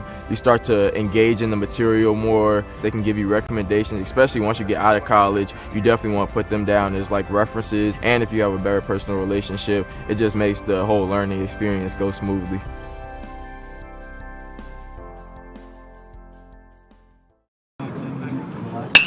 Welcome back, everybody. Winkle takes that first pitch, drills it into left center field. On it is Tyler Stahl for out number 1. What a catch. Great reaction off the bat from Stahl there, able to track it down in left center and Now avoid the collision with Patterson, too. Mitchell Cobb. Absolutely. Both outfielders converging on that ball rapidly. As Stahl comes up with the grab. First pitch misses low for ball 1. Mitchell Cobb is your batter. Cobb, who had the sacrifice bunt back in the 3rd, grounded out to Jaden Reed back in the 1st.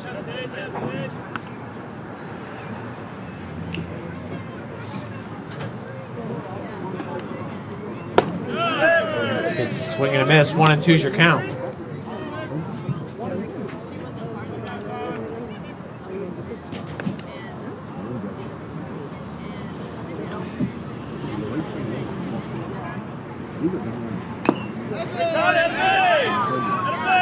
Clay Lewis, they're going to say it's a foul ball. I believe that one hit the ground first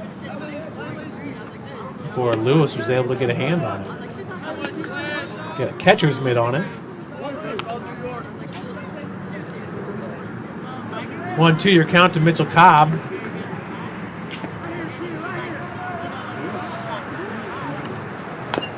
Warrior lacrosse is underway against UM Dearborn.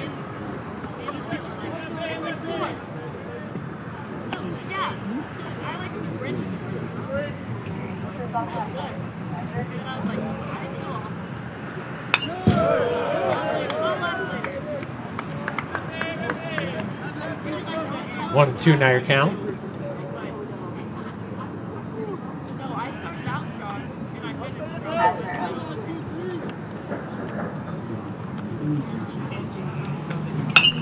Looks like it's actually a later start there as they had senior day over at the lacrosse stadium.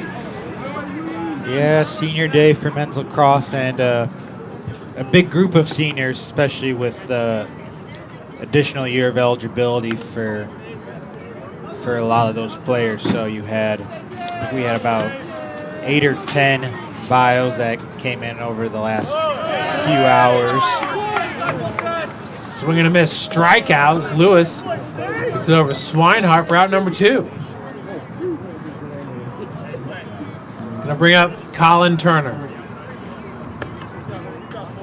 Now batting number 40, Colin Turner. Turner had the RBI single back in the third. Is 2 for 2 in this game with a run scored and an RBI.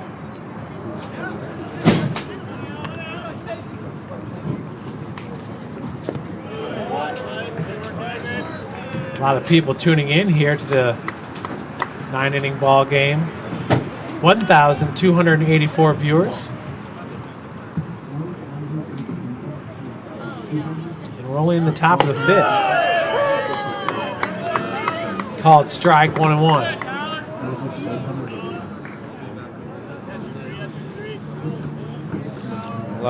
Tyler, we've had some good numbers for Warrior baseball, that's for sure. We sure have. I've had some good conversations with Coach McWilliams, who's just blown away by the amount of followers that we have and watchers of Indiana Tech baseball. But you have the alumni base that Warrior baseball does, and just the reach in the different parts of the country and around the world that young men will come to Fort Wayne and play baseball, and a lot of people who love to watch some Tech baseball. Big strikeout there from Stacy Nelson. The Spartans down in order. Warriors still lead 5-3. You're watching Indiana Tech baseball presented by Summit City Sports.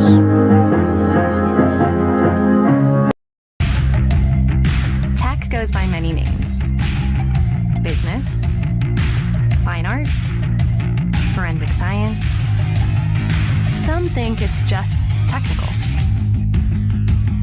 But really, tech means everything. Scholarships, internships, championships. It's professors who make time for you one-on-one. It's putting everything on the line. It can be fierce. It can be fascinating. It can be awesome. Most important, it's believing in yourself and what you have to offer the world. Because at Indiana Tech, Warriors are prepared to lead a significant life.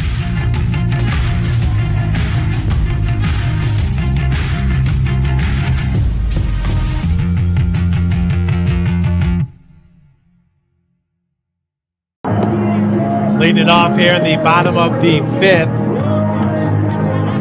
you have the top of the lineup, Trevor Patterson, Jacob Daftari, and Mike Snyder.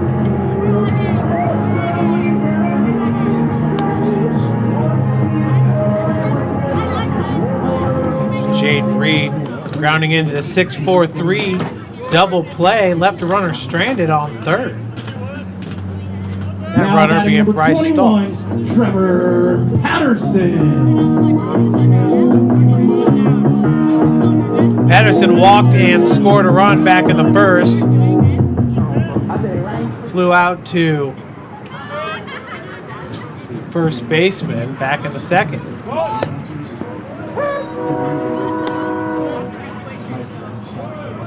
Nice to have a player like Patterson that can really cover you anywhere out in the field on defense.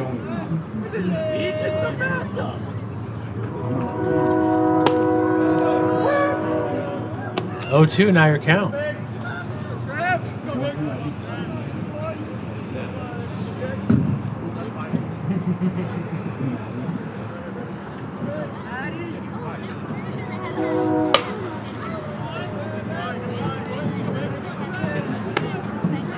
Tyler, that ball hit over there by the pavilion.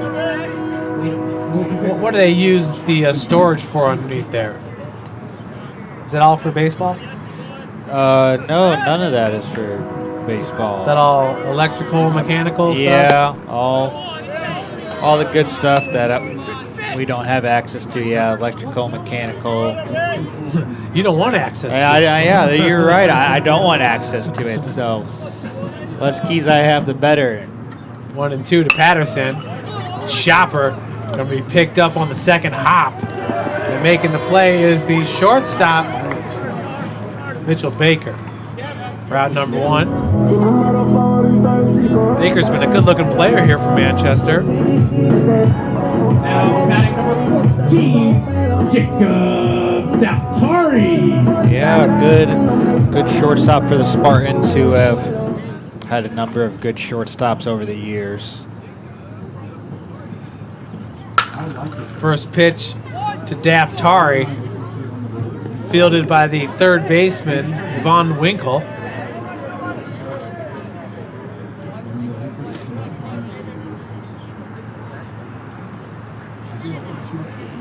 Daftari will stay on first base after the E5. Now batting number 6, Mike Snyder. Brings up Mike Snyder, 1 for 2 with a grand slam home run back in the first. Just a double clutch there from Winkle, and then just rushed his throw a little bit and overthrew Barrow, who had plenty of time after the double clutch. An errant throw. The Warriors will have a base runner with 1 out. Snyder watched that first pitch come in for a strike. 0-1 is your count.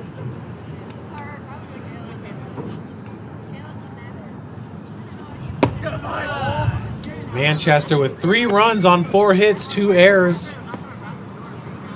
Indiana Tech 5 runs on 5 hits. Of course, 4 of those coming on just 1 swing of the bat by Snyder. The other one was a sacrifice fly by Ashton Moxie that scored Tyler Stahl. Snyder going to get his second hit of the game there. The 1-out single to advance Daftari to second. Brings up number 18, Tyler Stahl. Now batting number 18, Tyler Stahl.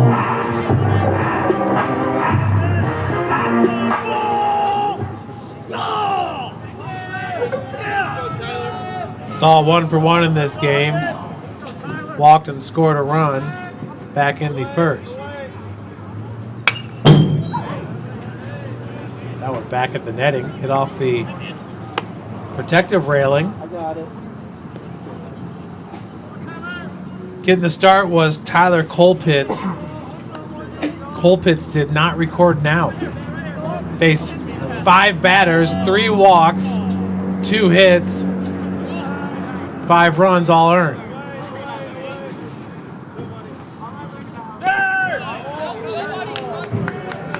Good block by the catcher, Gavin Gleason. 1-1's your count.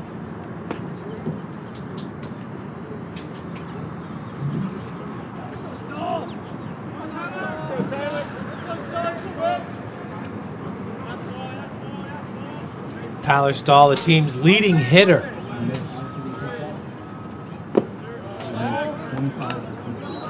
Tyler, he has been hot. Stahl sure has, and he's really solidified his place in this Warriors lineup and playing well out in the field as well. From nearby DeKalb High School out of Auburn, Indiana. DeKalb High School alma mater, former women's basketball player Bailey Reinhardt, who is a member of our sports information student staff for a number of years, and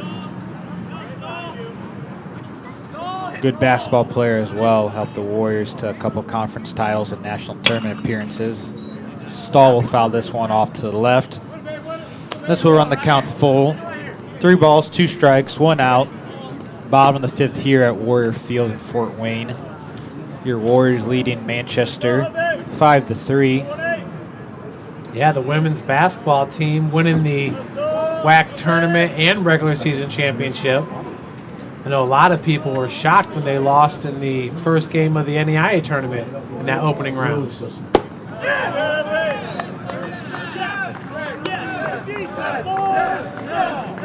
Yeah, definitely a shocker of sorts. Not the best shooting performance from the Warriors down in From the Bahamas, number 5. in Tennessee, as Stahl will work a walk, and the bases will be loaded for Ashton Moxie.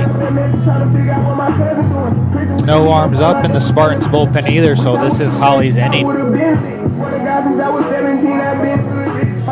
Yeah, I had a chance to talk with Coach Biggs, athletic director Jesse Biggs, and she just said the team got in foul trouble early and could never really get into a rhythm. Even though the Warriors had a crummy shooting percentage, so too did the team they lost to. Yeah, University of Pikeville. Yeah. It was foul trouble.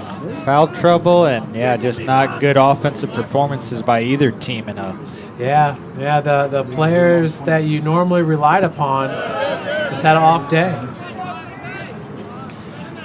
Yeah, our grad intern Sarah Fryman, former Huntington North and Huntington University standout, traveled with the team, and she said it was just not great basketball to watch. So when you get in foul trouble early, and for the Warriors, just not a deep bench either. So when you're having to dig deep in the national tournament, that's never a good sign as well.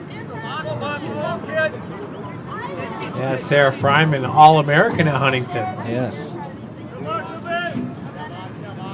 2 balls, 1 strike, 1 out.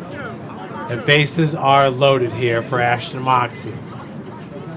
Moxie, who nearly went yard, as that ball hit to the first baseman. That's going to score a run. Making the play there is Paul Barra. Daftari comes home to score. Now batting from Columbus, Ohio, number 22, Bryce Stoltz. 2 outs, and Bryce Stoltz is your batter. Standing at third base is Mike Snyder. At second base is Tyler Stahl.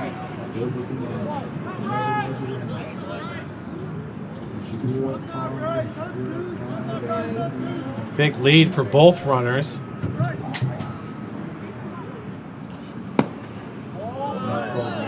That first pitch is going to miss for a ball. Jared Holly, your pitcher, from the stretch.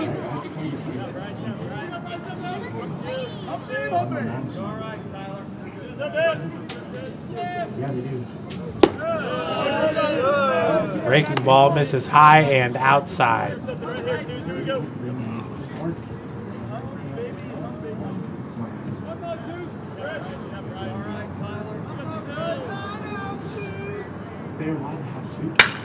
This ball's ripped into right field. 2 runs going to come home to score. Snyder and Stahl on the 2 RBI double by Bryce Stoltz.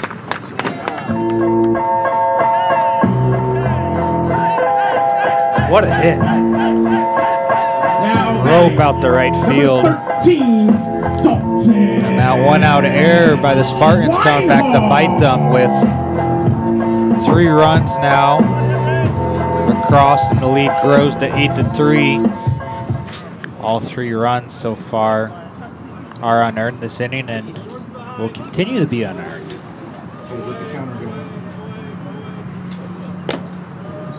First pitch is a swing and a miss to Dalton Swinehart. 0 for 2 in this game.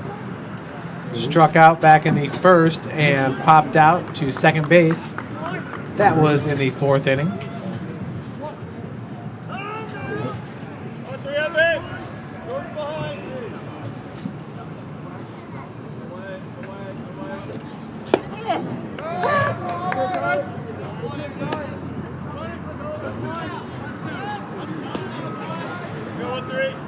Appears the delay at men's lacrosse is still going on, and hearing from my student workers, it appears we were waiting on the officials to show up, so not sure if traffic issues or what was going on.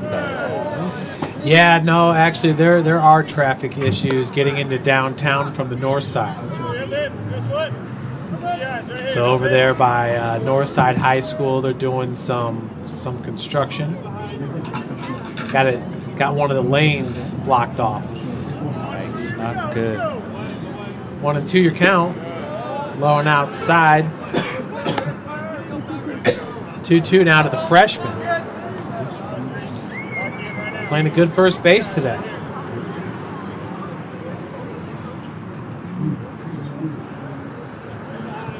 Choking up just a little bit on the bat. Dalton Swinehart, swing and a miss. For out number 3. Warriors get 3 more on the board and lead it 8-3. Watching Indiana Tech Base Summit, City Sports. From the first day, I felt very welcome at Indiana Tech. I just really enjoy the classes and the vibe I get from all the other athletes and just the students here. Everybody's cool and everybody gets along really well. I'm currently a senior, and since my freshman year, student life activities have really grown throughout campus, and there's so many ways that you can meet new people. You can go bowling, you can watch movies, and it's just really important to get involved on campus. We have intramurals, anything from billiards to basketball. It's made student life very enjoyable. I love Fort Wayne because there's always something going on, like festivals. I walk a bunch of the trails here locally. There's great restaurants. There's always something fun to do. You can never be bored here in Fort Wayne. The school spirit at Indiana Tech is epic. It's everything. We had our first annual hockey game not too long ago.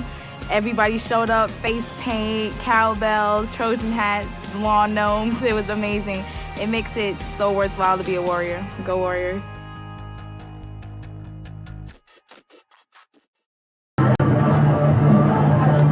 Welcome back, everyone, here. In the top of the 6th inning, it'll be Paul Barrow, the first baseman, Griffin Garwood, center fielder, and Austin Lamar, your DH. Looking at Manchester's schedule, they opened up the year with a 15-5 loss against number 20 ranked North Central College out of Naperville, Illinois. They lost game number 2 that day against Hope, 16-5. Played at Butler and lost 5-2. Spartans always play a tough schedule under Coach Esposette. The 0-1 hit into shallow center field. Patterson on it. Route number 1.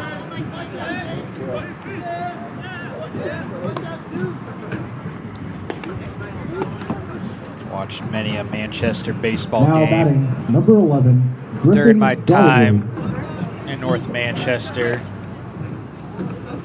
was a junior when they made it to the World Series back in 2013. So always a fun day to go out to Gratz Field and watch a game. Yeah, they picked up their first win of the season against Berea. That was in a doubleheader. It was 0-7 heading into that game. This ball hit into left center field. Back-to-back putouts by Patterson. 2 gone for Austin Lamar. Lamar, who's 0 for 2 in this game. Now batting, number 21, Austin Lamar. It's like there's an arm up in the bullpen for Manchester, number 47, Andrew McGray. He's from Carmel High School.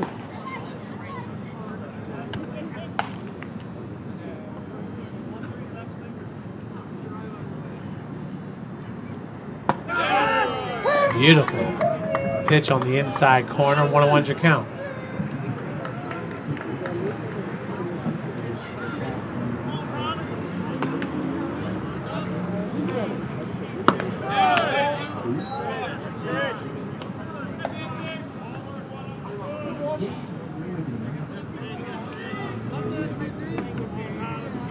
Two 2-1 the count to Lamar, the sophomore infielder.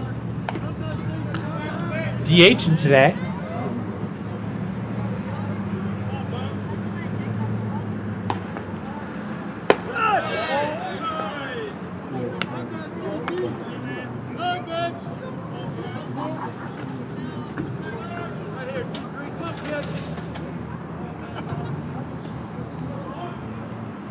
How about Manchester going to the D3 World Series in 2004 and 2013? That's going to be a 2-out single by Austin Lamar. Now batting number 33, Vian Mariano. Yeah, they had a good team back in 2013, sweeping the HEAC regular season and tournament titles for advancing out of the regional to make it to Appleton, Wisconsin. Chopper chased on by Snyder. Route number 3. That was Vian Mariani, and you're watching Warrior Baseball, presented by Summit City Sports. Tech goes by many names. Business, fine art, forensic science. Some think it's just technical. But really, tech means everything. Scholarships, internships, championships. It's professors who make time for you one-on-one. It's putting everything on the line. It can be fierce. It can be fascinating. It can be awesome. Most important, it's believing in yourself and what you have to offer the world. Because at Indiana Tech, Warriors are prepared to lead a significant life.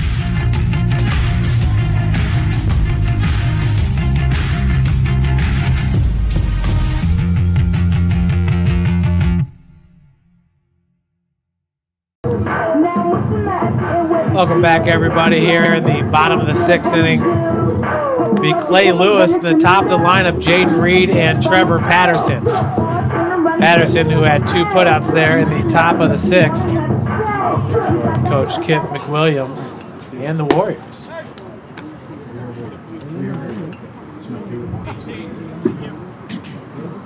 And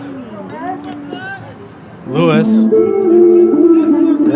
Now batting. He was 1 for 2 in this game. Clay Lewis. He had a single back in the 4th.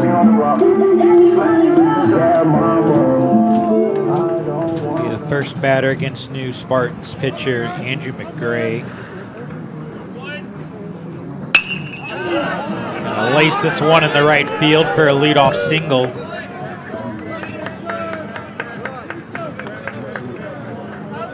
Job jumping on the new pitcher right away by Lewis. And we'll get the courtesy runner Aaron Busick over at first base. To Jaden Reed. Courtesy running at first base, number 8, Aaron Busick. McGray with a 3.60 ERA in 4 appearances, has 5 innings under his belt, giving up 5 hits, 2 runs, both earned, 2 walks, 4 strikeouts. Opposing batters hitting just .278 against McGray. McGray, a freshman.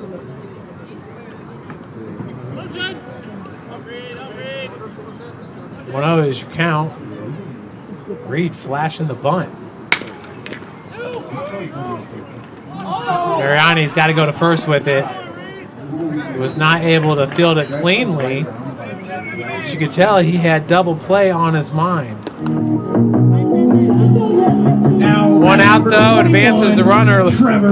Aaron Busick to second. Patterson. That'll bring up Patterson with one out. And a runner in scoring position.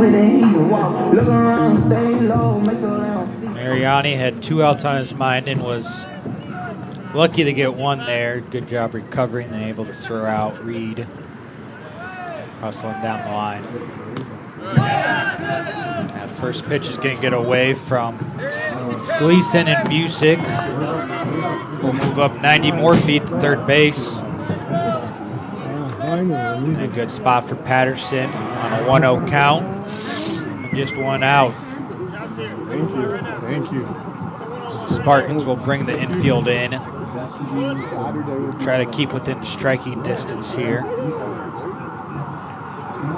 Ooh, right off the back of Patterson. So runners at the corners now for number 14, Jacob Daftari.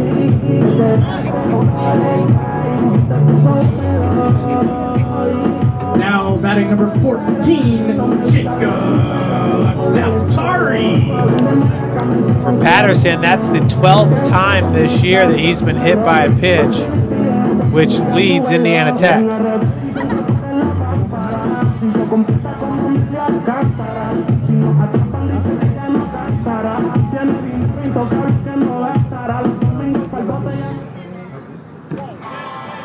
Daftari singled and scored a run back in the first, flew out to left field back in the third, and reached on an E5 back in the fifth. He also scored a run. 2 runs scored on the day for Jacob Daftari.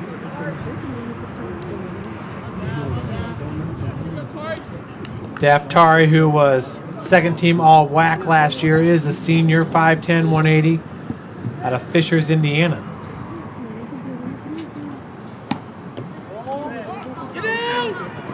And wow, double steal. That was a wild one. As Busick comes home to score, the throw was late to second. Patterson with the stolen base. Huh. It's like a hesitation or something. Yeah, hesitation, and then I think he realized what he was doing and tried to keep the throw. Lucky that ball didn't end up at center field. Daftari will lace this one foul. With Busick coming home to score, the lead goes to 9-3 in favor of your Warriors.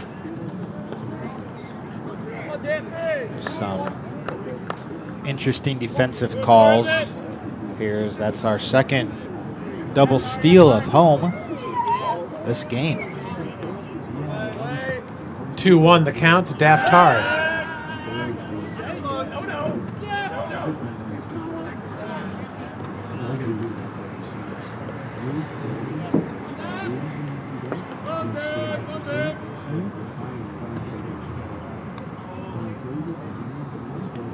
The most viewed baseball series this year was the Madonna at Indiana Tech doubleheader.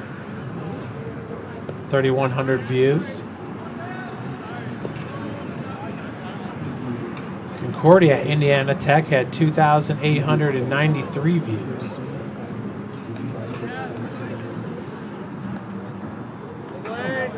Actually, the St. Francis game had 600 views from yesterday.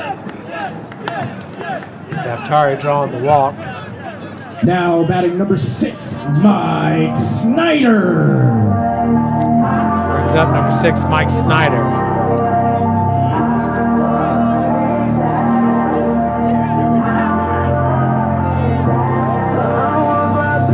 Snyder with the grand slam back in the first, grounded out in the third, and had a single and scored a run back in the fifth.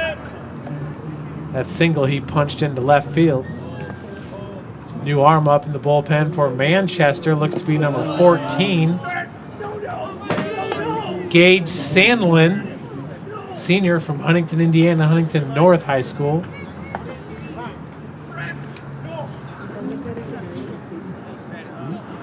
The second baseman going to come in here for this conference visit. Actually, the whole infield's coming in. Except for the first baseman and third baseman. Just the middle infield. Coach Esposito really wants to deliver the message to his middle infielders and his pitchers. 26th season for Coach Esposito. That's outstanding. It really is, and he's been at the helm there for a long time and seen a lot of good things outside of the baseball team, as well as not only as the baseball coach, but also the AD at Manchester. Snyder's going to rip this one on a rope, but caught by Cobb out and left. Boy, Mike Snyder has really been hitting the ball well. 18, Tyler Stahl. Going to bring to the plate Tyler Stahl. 2 outs. Runners at first and second. Stahl, 1 for 1 in this game with 2 walks, a stolen base, and 2 runs scored. That's not easy to do if you're Snyder, for being out of the lineup for a while after being a solid starter for a good chunk of the last 2 seasons, and then got called upon against St. Francis on Tuesday and delivered there, and has come up big again here against the Spartans. Well, he delivered coming in on relief of Parker Bates in that second game against Lawrence Tech. So you can tell Snyder wants to get back in the lineup. He wants to be somebody that Coach Kit McWilliams can rely on. 1-0 is the count to Stahl. Yeah, and you could see that effort on his ground out to second as he was busting down the line there, and that's something that Coach McWilliams was harping on last week, was running out grounders, running out the first. So Snyder taking that to heart. Stahl sees the count go to 3-0.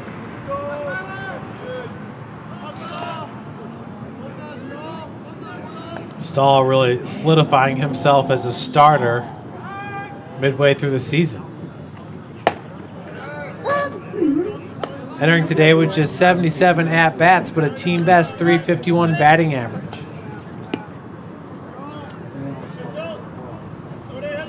It's going to be interesting when the postseason awards come out. Stahl's going to draw his 3rd walk of the game. Man, he's been seeing the ball well. You see the ball well, you get on base. From the Bahamas, number 5. Just wait for that opportunities Moxie. to put the barrel on the ball. Stahl also has one of the best on-base percentages at .409 entering today. Trevor Patterson at .482. Tristan Osika, or Jacob Daftari, excuse me, at .425. Pitch inside for ball 1.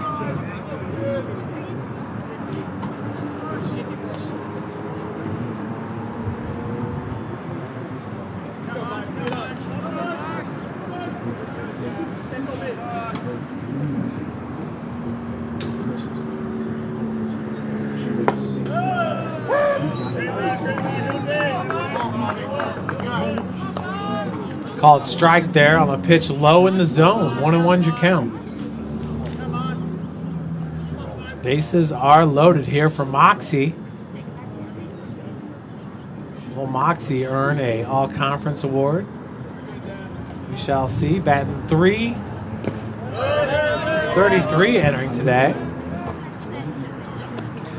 Yeah, it will be interesting. Haven't had the chance to dive into the individual leaders, but having sat in on a number of coaches' calls when deciding all conference awards, they're always fun, and get to hear the back and forth and the discussions among the coaches.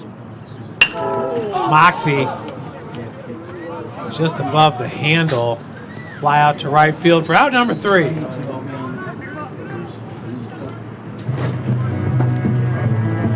We'll be back here as Moxie leaves 3 runners stranded. We are going to head to the top of the 7th.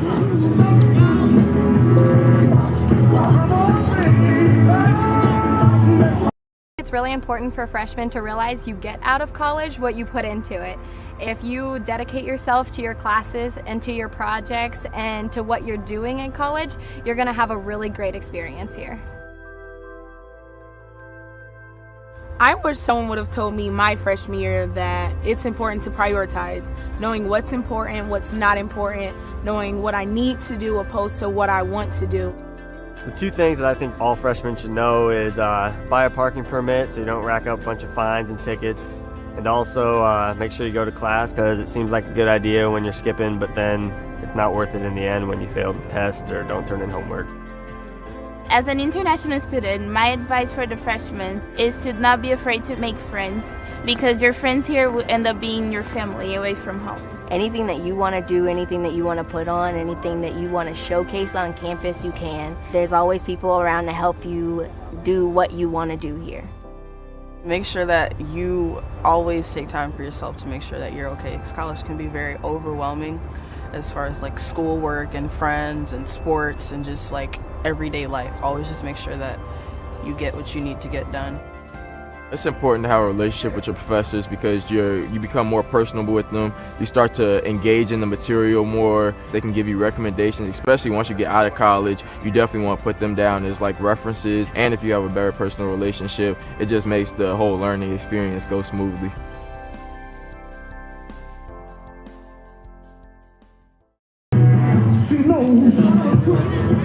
New pitcher for the Warriors is number 10, Marty McDonald. McDonald enters today with a 4.22 ERA, a 2-1 record on the season. In 10 appearances, he has 21.1 innings pitched under his Now belt. batting number 18, Quentin Peters. He's given up 25 hits, 11 runs, 10 of those earned, 8 walks, 15 strikeouts, and opposing hitters are batting .313 against the lefty, McDonald. It's number 18. New hitter here for Manchester. Quentin Peters, a freshman out of Leo, Indiana, Leo High School.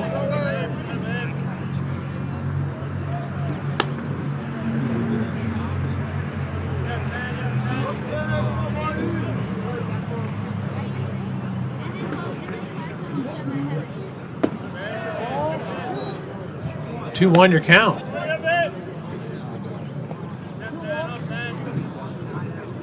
McDonald, 6 foot, 190 pounds, out of Traverse City, Michigan. Muskegon Community College was his previous school. 3 balls, 1 strike. Quentin Peters. That ball ripped down the left field line. Leadoff single here for the Spartans. Make it a leadoff double in the top of the 7th.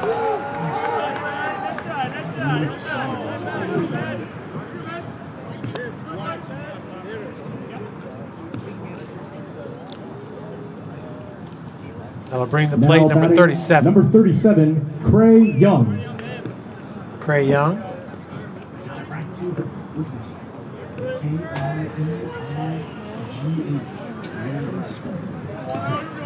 See if Peters is going to stay in the game at catcher after that big double. First pitch upstairs to Young.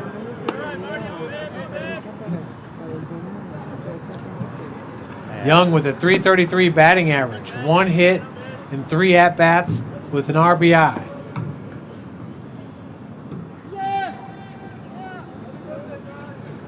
Big cuts, swing and a miss. Yeah, I imagine this be about the time you start seeing some pinch hitters and defensive subs on both sides. Try to get some other guys some playing time, some ABs. Yeah, for Young, just his 4th at-bat on the year. A tough play for McDonald, but he makes it. Strike. So to bring up the leadoff batter, Von Winkle. Now batting number 38, Yvonne Winkle.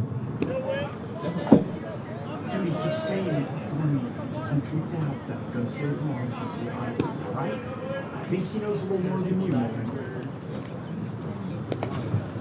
Pitch inside, and a nice stop by Lewis. That right there saves the run. Yeah, good job by Lewis. Getting in position, blocking that ball.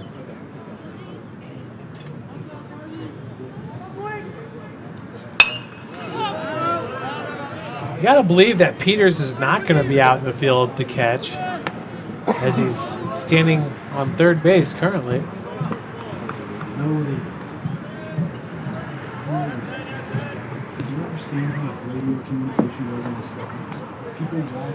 Interesting to see. Ball hit over Jaden Reed, but a run is going to come home to score as Peters represents the fourth run of the game. There for Manchester. 2 outs now for Mitchell Cobb. Now batting number 29, Mitchell Cobb. Bunt, that was back in third. Also a couple different set of rules for the Spartans to play by, where in NCAA Division III you don't have the reentry rule, whereas in NAI you do. So they will play under NAI rules with reentry and courtesy runner for the catcher should he reach base. So a little bit more things to consider for Coach Esposito, as that ball is going to get drilled into left center field for a 2-out single from Cobb. So not the same rules. No, in D3 there is no reentry rule. So once you're taken out, you're out. So I believe NAI is now the only number 40, Colin Turner. Or maybe not sure about JUCO or the California schools, but among NAI, NCAA, there's no reentry rule in NCAAs. As McDonald's going to have a pickoff here, and they'll get him at second, 1-3-6. Great job by McDonald to get out of the inning. Spartans score 1, still trail 9-4 as we head to the bottom of the 7th with the stretch. You're watching Warrior Baseball presented by Summit City Sports. From the first day, I felt very welcome at Indiana Tech. I just really enjoy the classes and the vibe I get from all the other athletes and just the students here. Everybody's cool and everybody gets along really well. I'm currently a senior, and since my freshman year, student life activities have really grown throughout campus, and there's so many ways that you can meet new people. You can go bowling, you can watch movies, and it's just really important to get involved on campus. You have intramurals, anything from billiards to basketball. It's made student life very enjoyable. I love Fort Wayne because there's always something going on, like festivals. I walk a bunch of the trails here locally. There's great restaurants. There's always something fun to do. You can never be bored here in Fort Wayne. The school spirit at Indiana Tech is epic. It's everything. We had our first annual hockey game not too long ago. Everybody showed up, face paint, cowbells, Trojan hats, lawn gnomes. It was amazing. It makes it so worthwhile to be a Warrior. Go Warriors.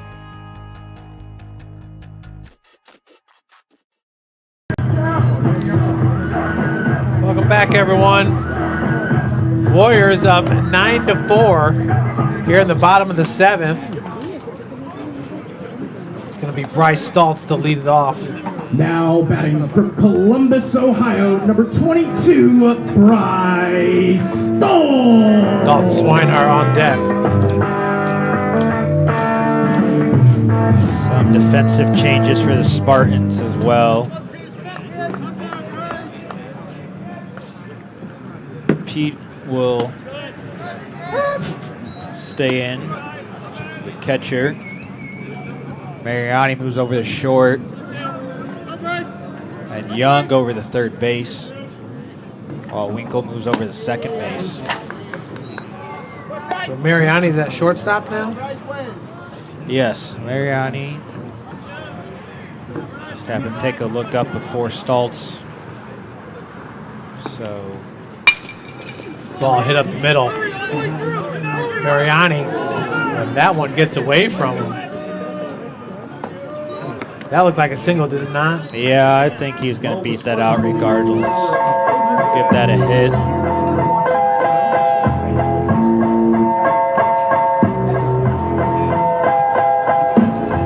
Now batting number 13, Dalton Swinehart. Swinehart coming up to the plate. 0 for 3 in this game. For those of you keeping scoring at home, Winkle in the one spot in the order moves over to second. And then Quentin Peters in the 8th spot takes over at catcher. Number 37, Craig Young in the 9th spot slides in at third base. While in the 7th spot, Mariani moves over to shortstop, starting at second. A few changes for you.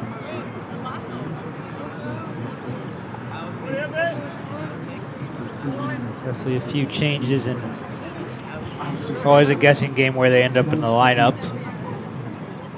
If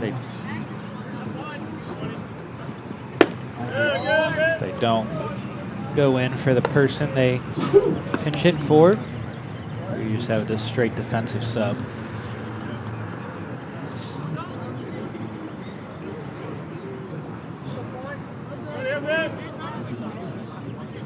Andrew McGray on the bump.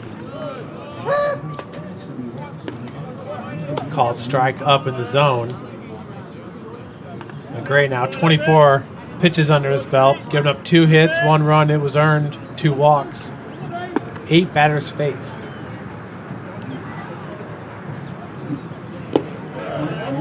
Just low and outside, 3-1 your count.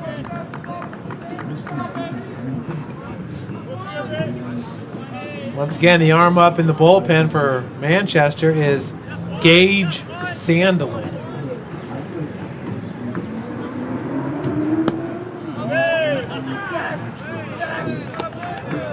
Swinehart going to draw the walk. Runners at first and second. For the catcher, number 4, Clay Lewis. Now batting number 4, Clay Lewis.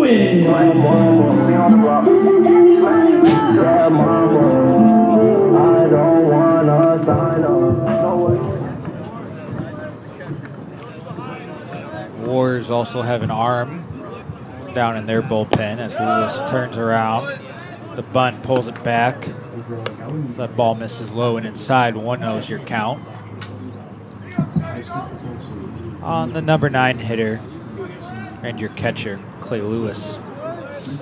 Lewis 2 for 3 in this game with the run scored. Lays down the bunt. And coming up firing was Young for out number 1. Both runners do advance.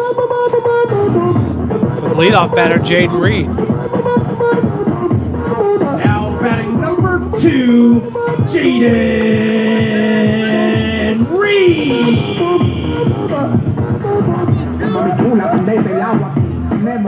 Good job by Lewis doing his job, getting down the sack bunt. 5-3. Spartans bring their infield in. Here with 1 out on the Warriors shortstop. Reed currently 0 for 3 in this game with a run scored and a walk.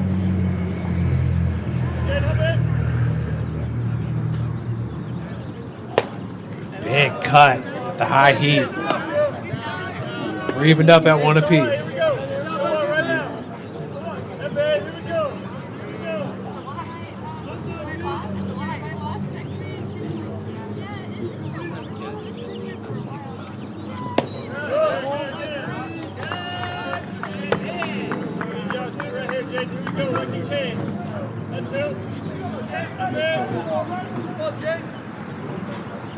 Two one now. Your count to Jaden Reed.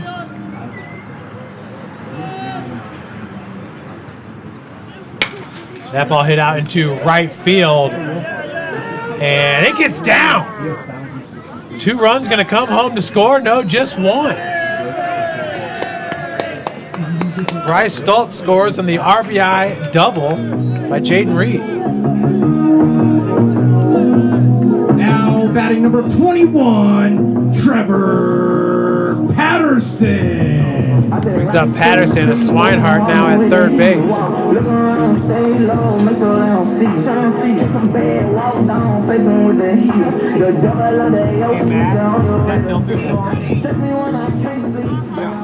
Yeah, Swinehart had to hold up at second there, make sure that ball got down. Turner gave it a good chase, but just cannot come up with it. That first pitch is going to miss low and outside to Trevor Patterson. Yeah, I tell you what, it definitely looked like it was going to be a tough play for Turner to track that one down.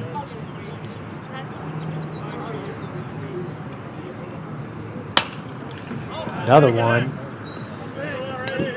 Fouled out of play. Yeah, especially with that ball landing just inside the foul line down right field. So long run for the Spartans right fielder. Infield remains in for Manchester.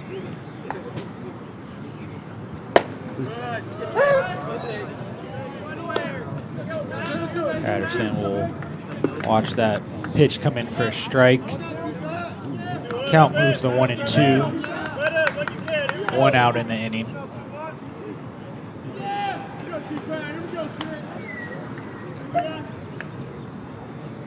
TP, just a little bit inside there, gets hit. Second time this game he's been hit by a pitch. Bases are loaded.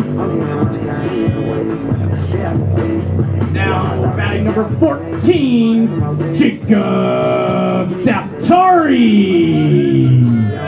Daftari entering today. Second best 4 home runs on the team. Second best 21 RBI.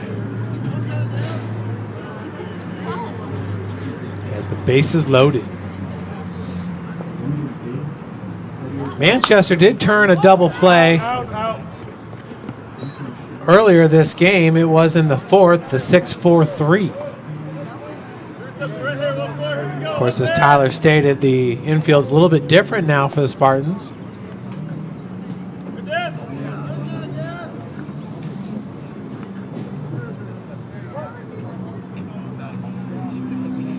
Indiana Tech getting 5 runs in the bottom of the first, 3 runs in the bottom of the 5th, 1 in the bottom of the 6th, now 1 here in the bottom of the 7th. Outside, counts evened up at 1 apiece.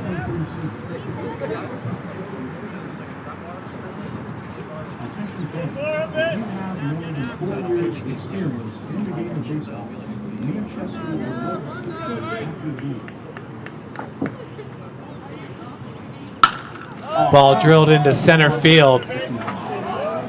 Getting underneath it is Garwood. Coming home to score from third base will be Swinehart. And a sac fly by Jacob Daftari. Now batting number 6, Mike Snyder. It's going to bring up Mike Snyder.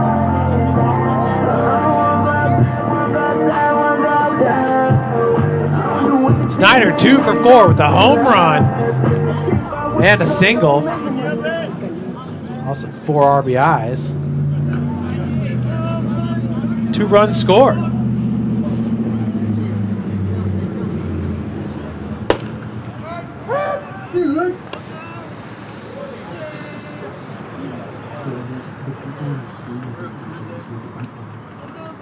Oh, under count to Snyder. Runners at first and second.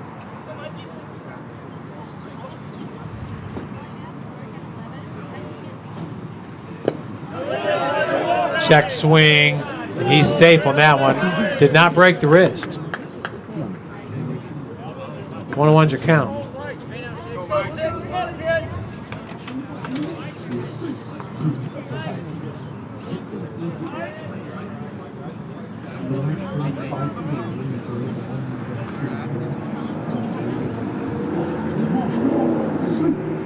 One to Snyder, and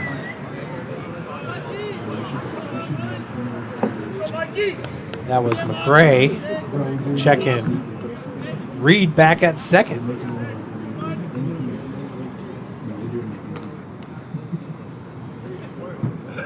Snyder on the 1-1. 2-1 now. That pitch misses outside in the dirt.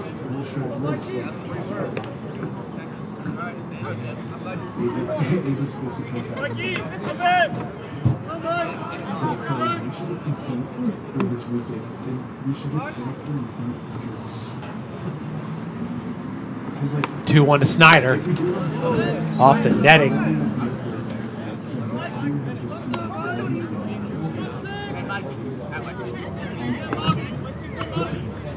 Snyder yesterday was 2 for 5 with a run scored at RBI.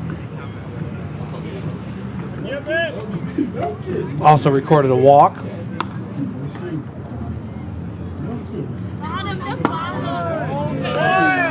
Pitch just low. We have a full count.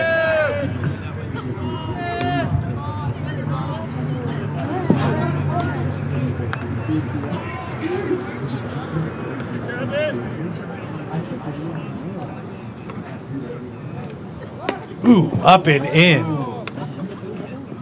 Bases are loaded.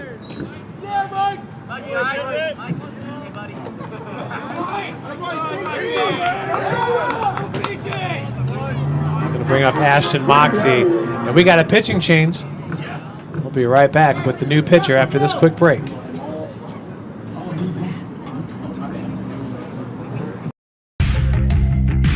Want to know the difference between dreaming and doing?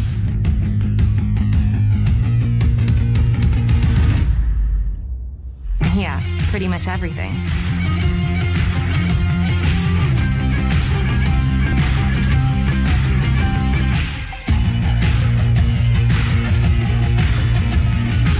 Visit Indiana Tech and see what it's like to be a Warrior. Want to know what it means to be a Warrior?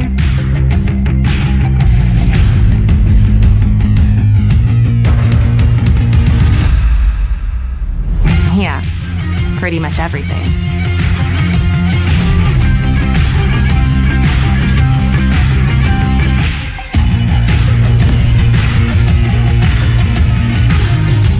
Visit Indiana Tech and walk a mile in a Warrior's shoes.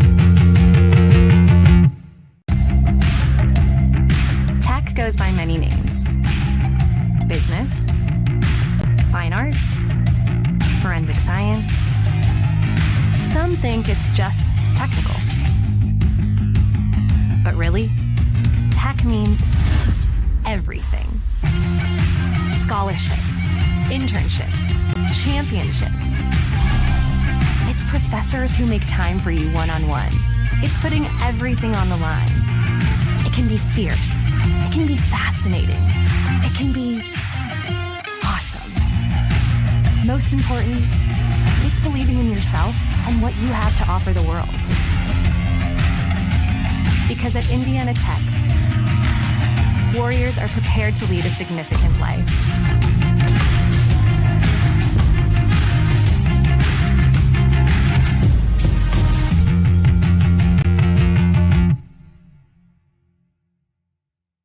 Welcome to the Summit City, home to the 260's dedicated high school athletes and fans. Each victory and celebration captured by our camera.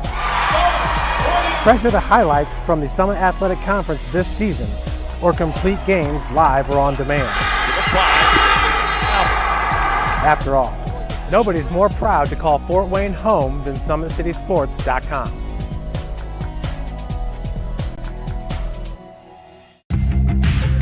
You want to know what's possible at Indiana Tech?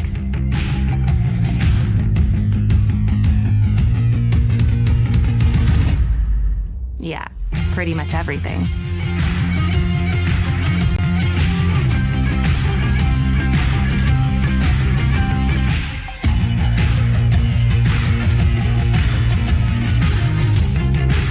Visit Indiana Tech and see what it's like to be a Warrior.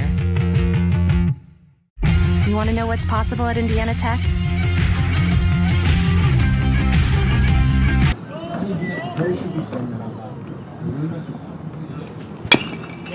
Welcome back as Tyler Stahl's at the plate. 1-2's your count.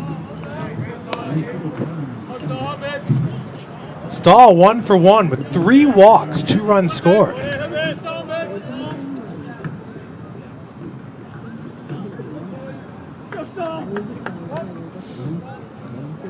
Another productive game here for Tyler Stahl, just a sophomore.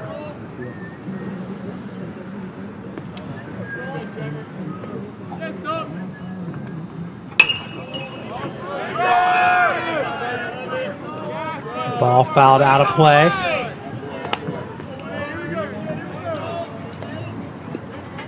Three straight fouls now for Stahl.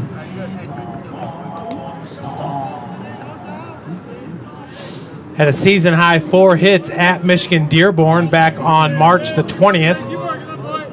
Had 2 doubles against Wright State Lake. That was on April 6th.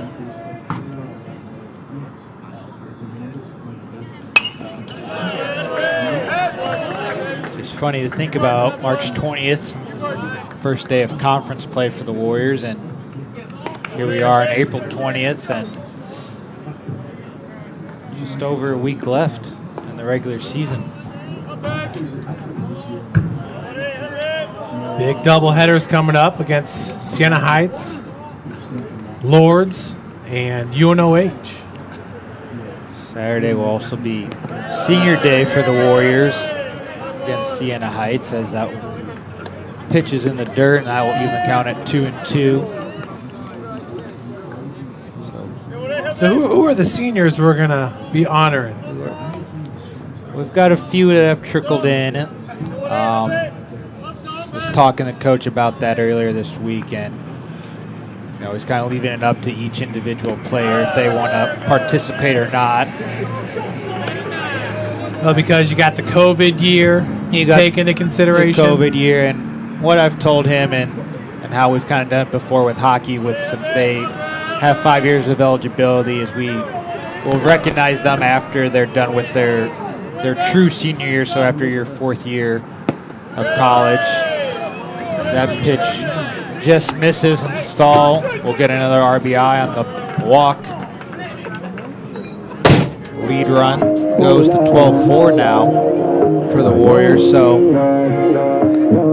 now batting from the Bahamas, number 5, Ashton Moxie. So we'll have probably a mix of those who are in their 4th year and will come back to use that extra year of eligibility, and those who are in their 5th and final season. So, by the way, the new pitcher is Gage Sandlin, 10.8 ERA entering today. In 4 appearances, has 6.2 innings pitched under his belt, 12 hits, 9 runs, 8 of those earned, 8 walks, 5 strikeouts, and opposing hitters batting .400 against Sandlin.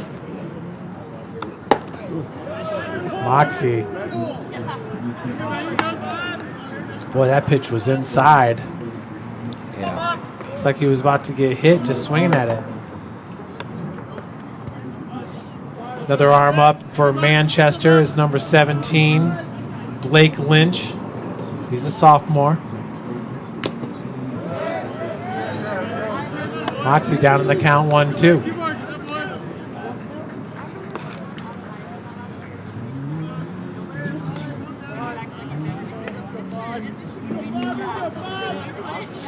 Field really looked great today. It sure did. Had some good air and outs. Moxie's going to lace this one in the center field. That's going to score a couple runs. And that throw gets away from the center fielder. And Moxie and Stahl are going to move up the 2nd and 3rd on the single and the E8. 2 RBI single scores Patterson and Snyder.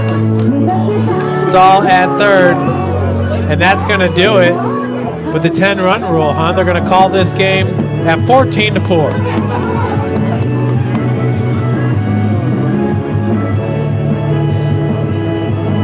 Folks, thanks so much for joining us. Big day here at Warrior Field. Indiana Tech winning 18-1 yesterday, and now 14-4 against Manchester. Jaden Reed going 2 for 4 with a hit and an RBI. Trevor Patterson 0 for 2 with a run scored. Daftari 1 for 4 with 2 runs scored. Mike Snyder 2 for 4 with 2 runs scored, 4 RBI. Stahl 1 for 1 with 2 runs scored, 1 RBI, 4 walks for Tyler Stahl. Bryce Stoltz 3 for 4 with a run scored and 2 RBI. And Clay Lewis going 2 for 3 in this game. So Indiana Tech will improve its record to 23-18 overall. Manchester will fall to 6-20 overall. And remember, folks, join us this Saturday, 1 p.m. for the Senior Day doubleheader against Siena Heights. Then on Sunday, 1 p.m. against Lords. Folks, thanks again for joining us. My name is Jeff Mahoney. We had Matt Jackson on camera, Tyler Stevenson, Sports Information Director, as well as, once again, the Warriors win it 14-4. Have a wonderful rest of your week, everybody.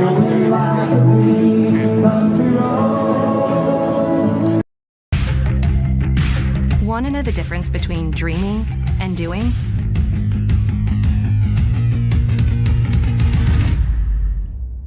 Yeah, pretty much everything.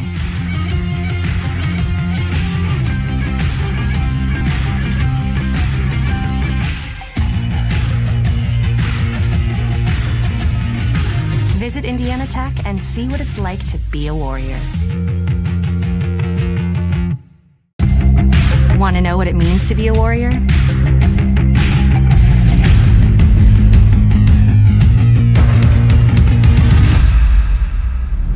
Yeah, pretty much everything.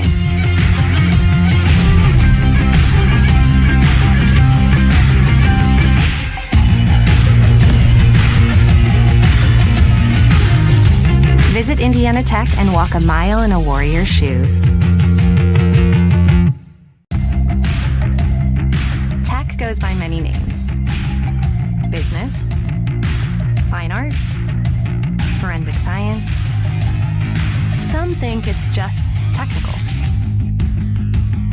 But really, tech means everything. Scholarships, internships, championships.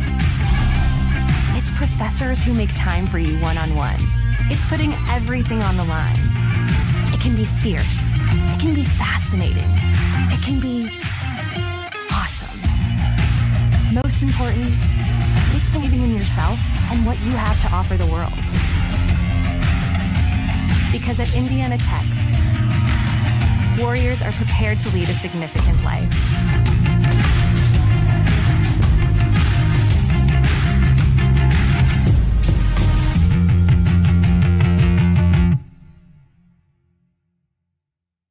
Welcome to the Summit City, home to the 260's dedicated high school athletes and fans. Each victory and celebration captured by our camera. Treasure the highlights from the Summit Athletic Conference this season, or complete games live or on demand. After all, nobody's more proud to call Fort Wayne home than SummitCitySports.com.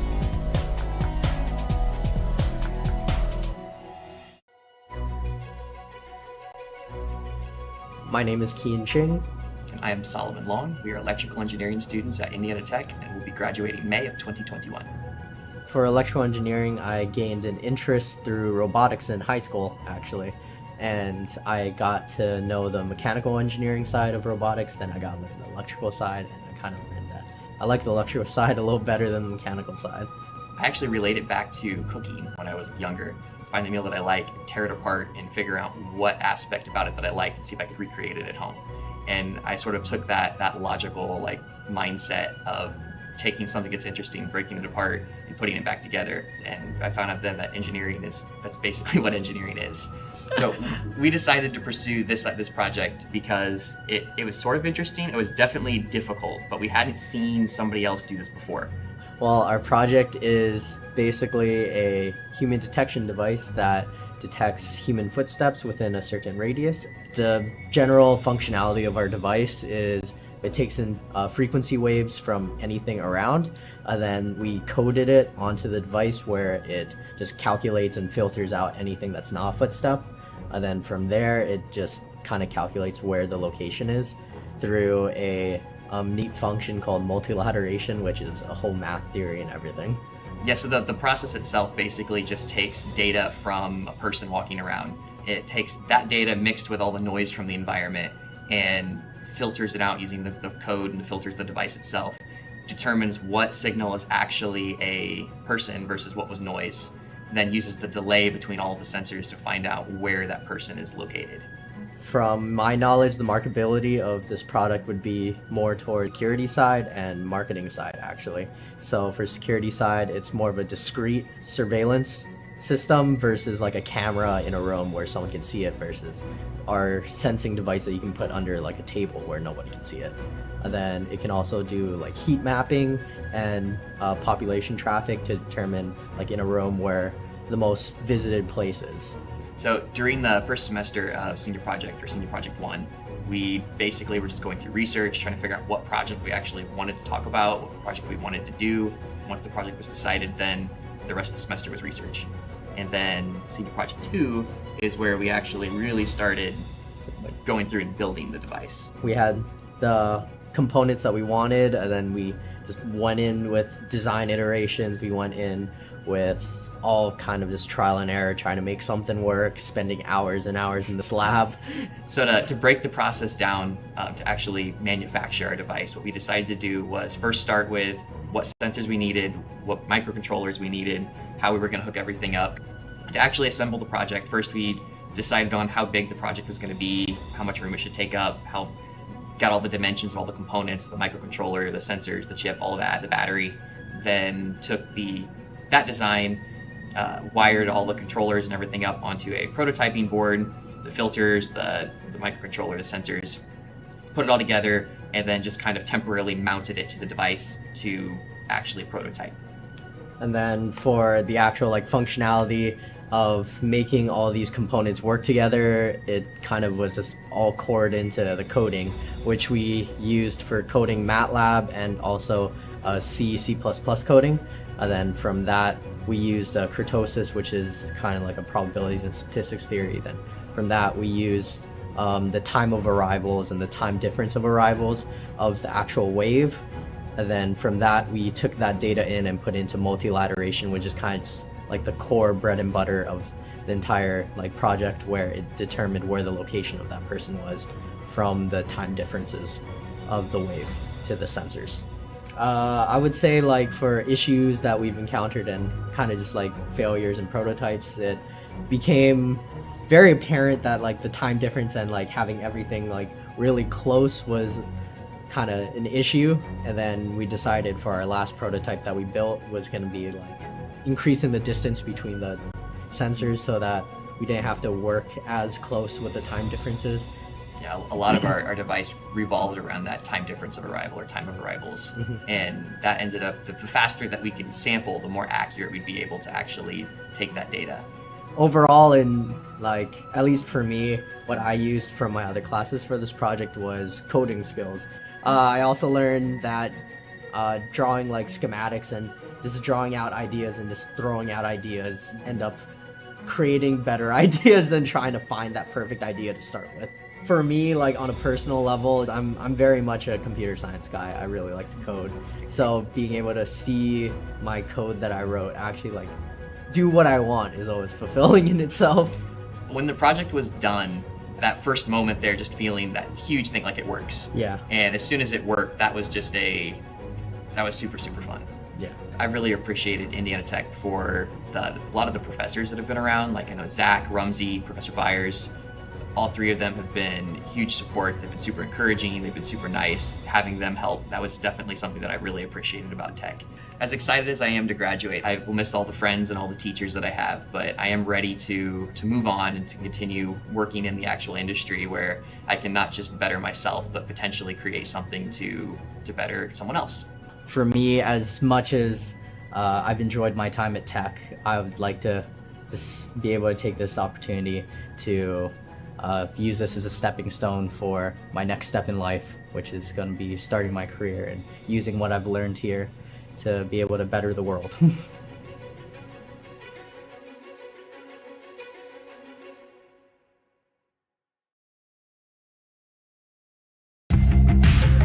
You want to know what's possible at Indiana Tech?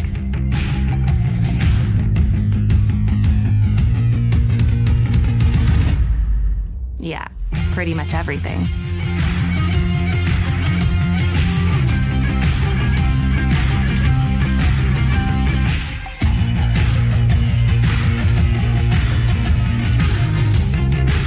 Visit Indiana Tech and see what it's like to be a warrior. You want to know what's possible at Indiana Tech?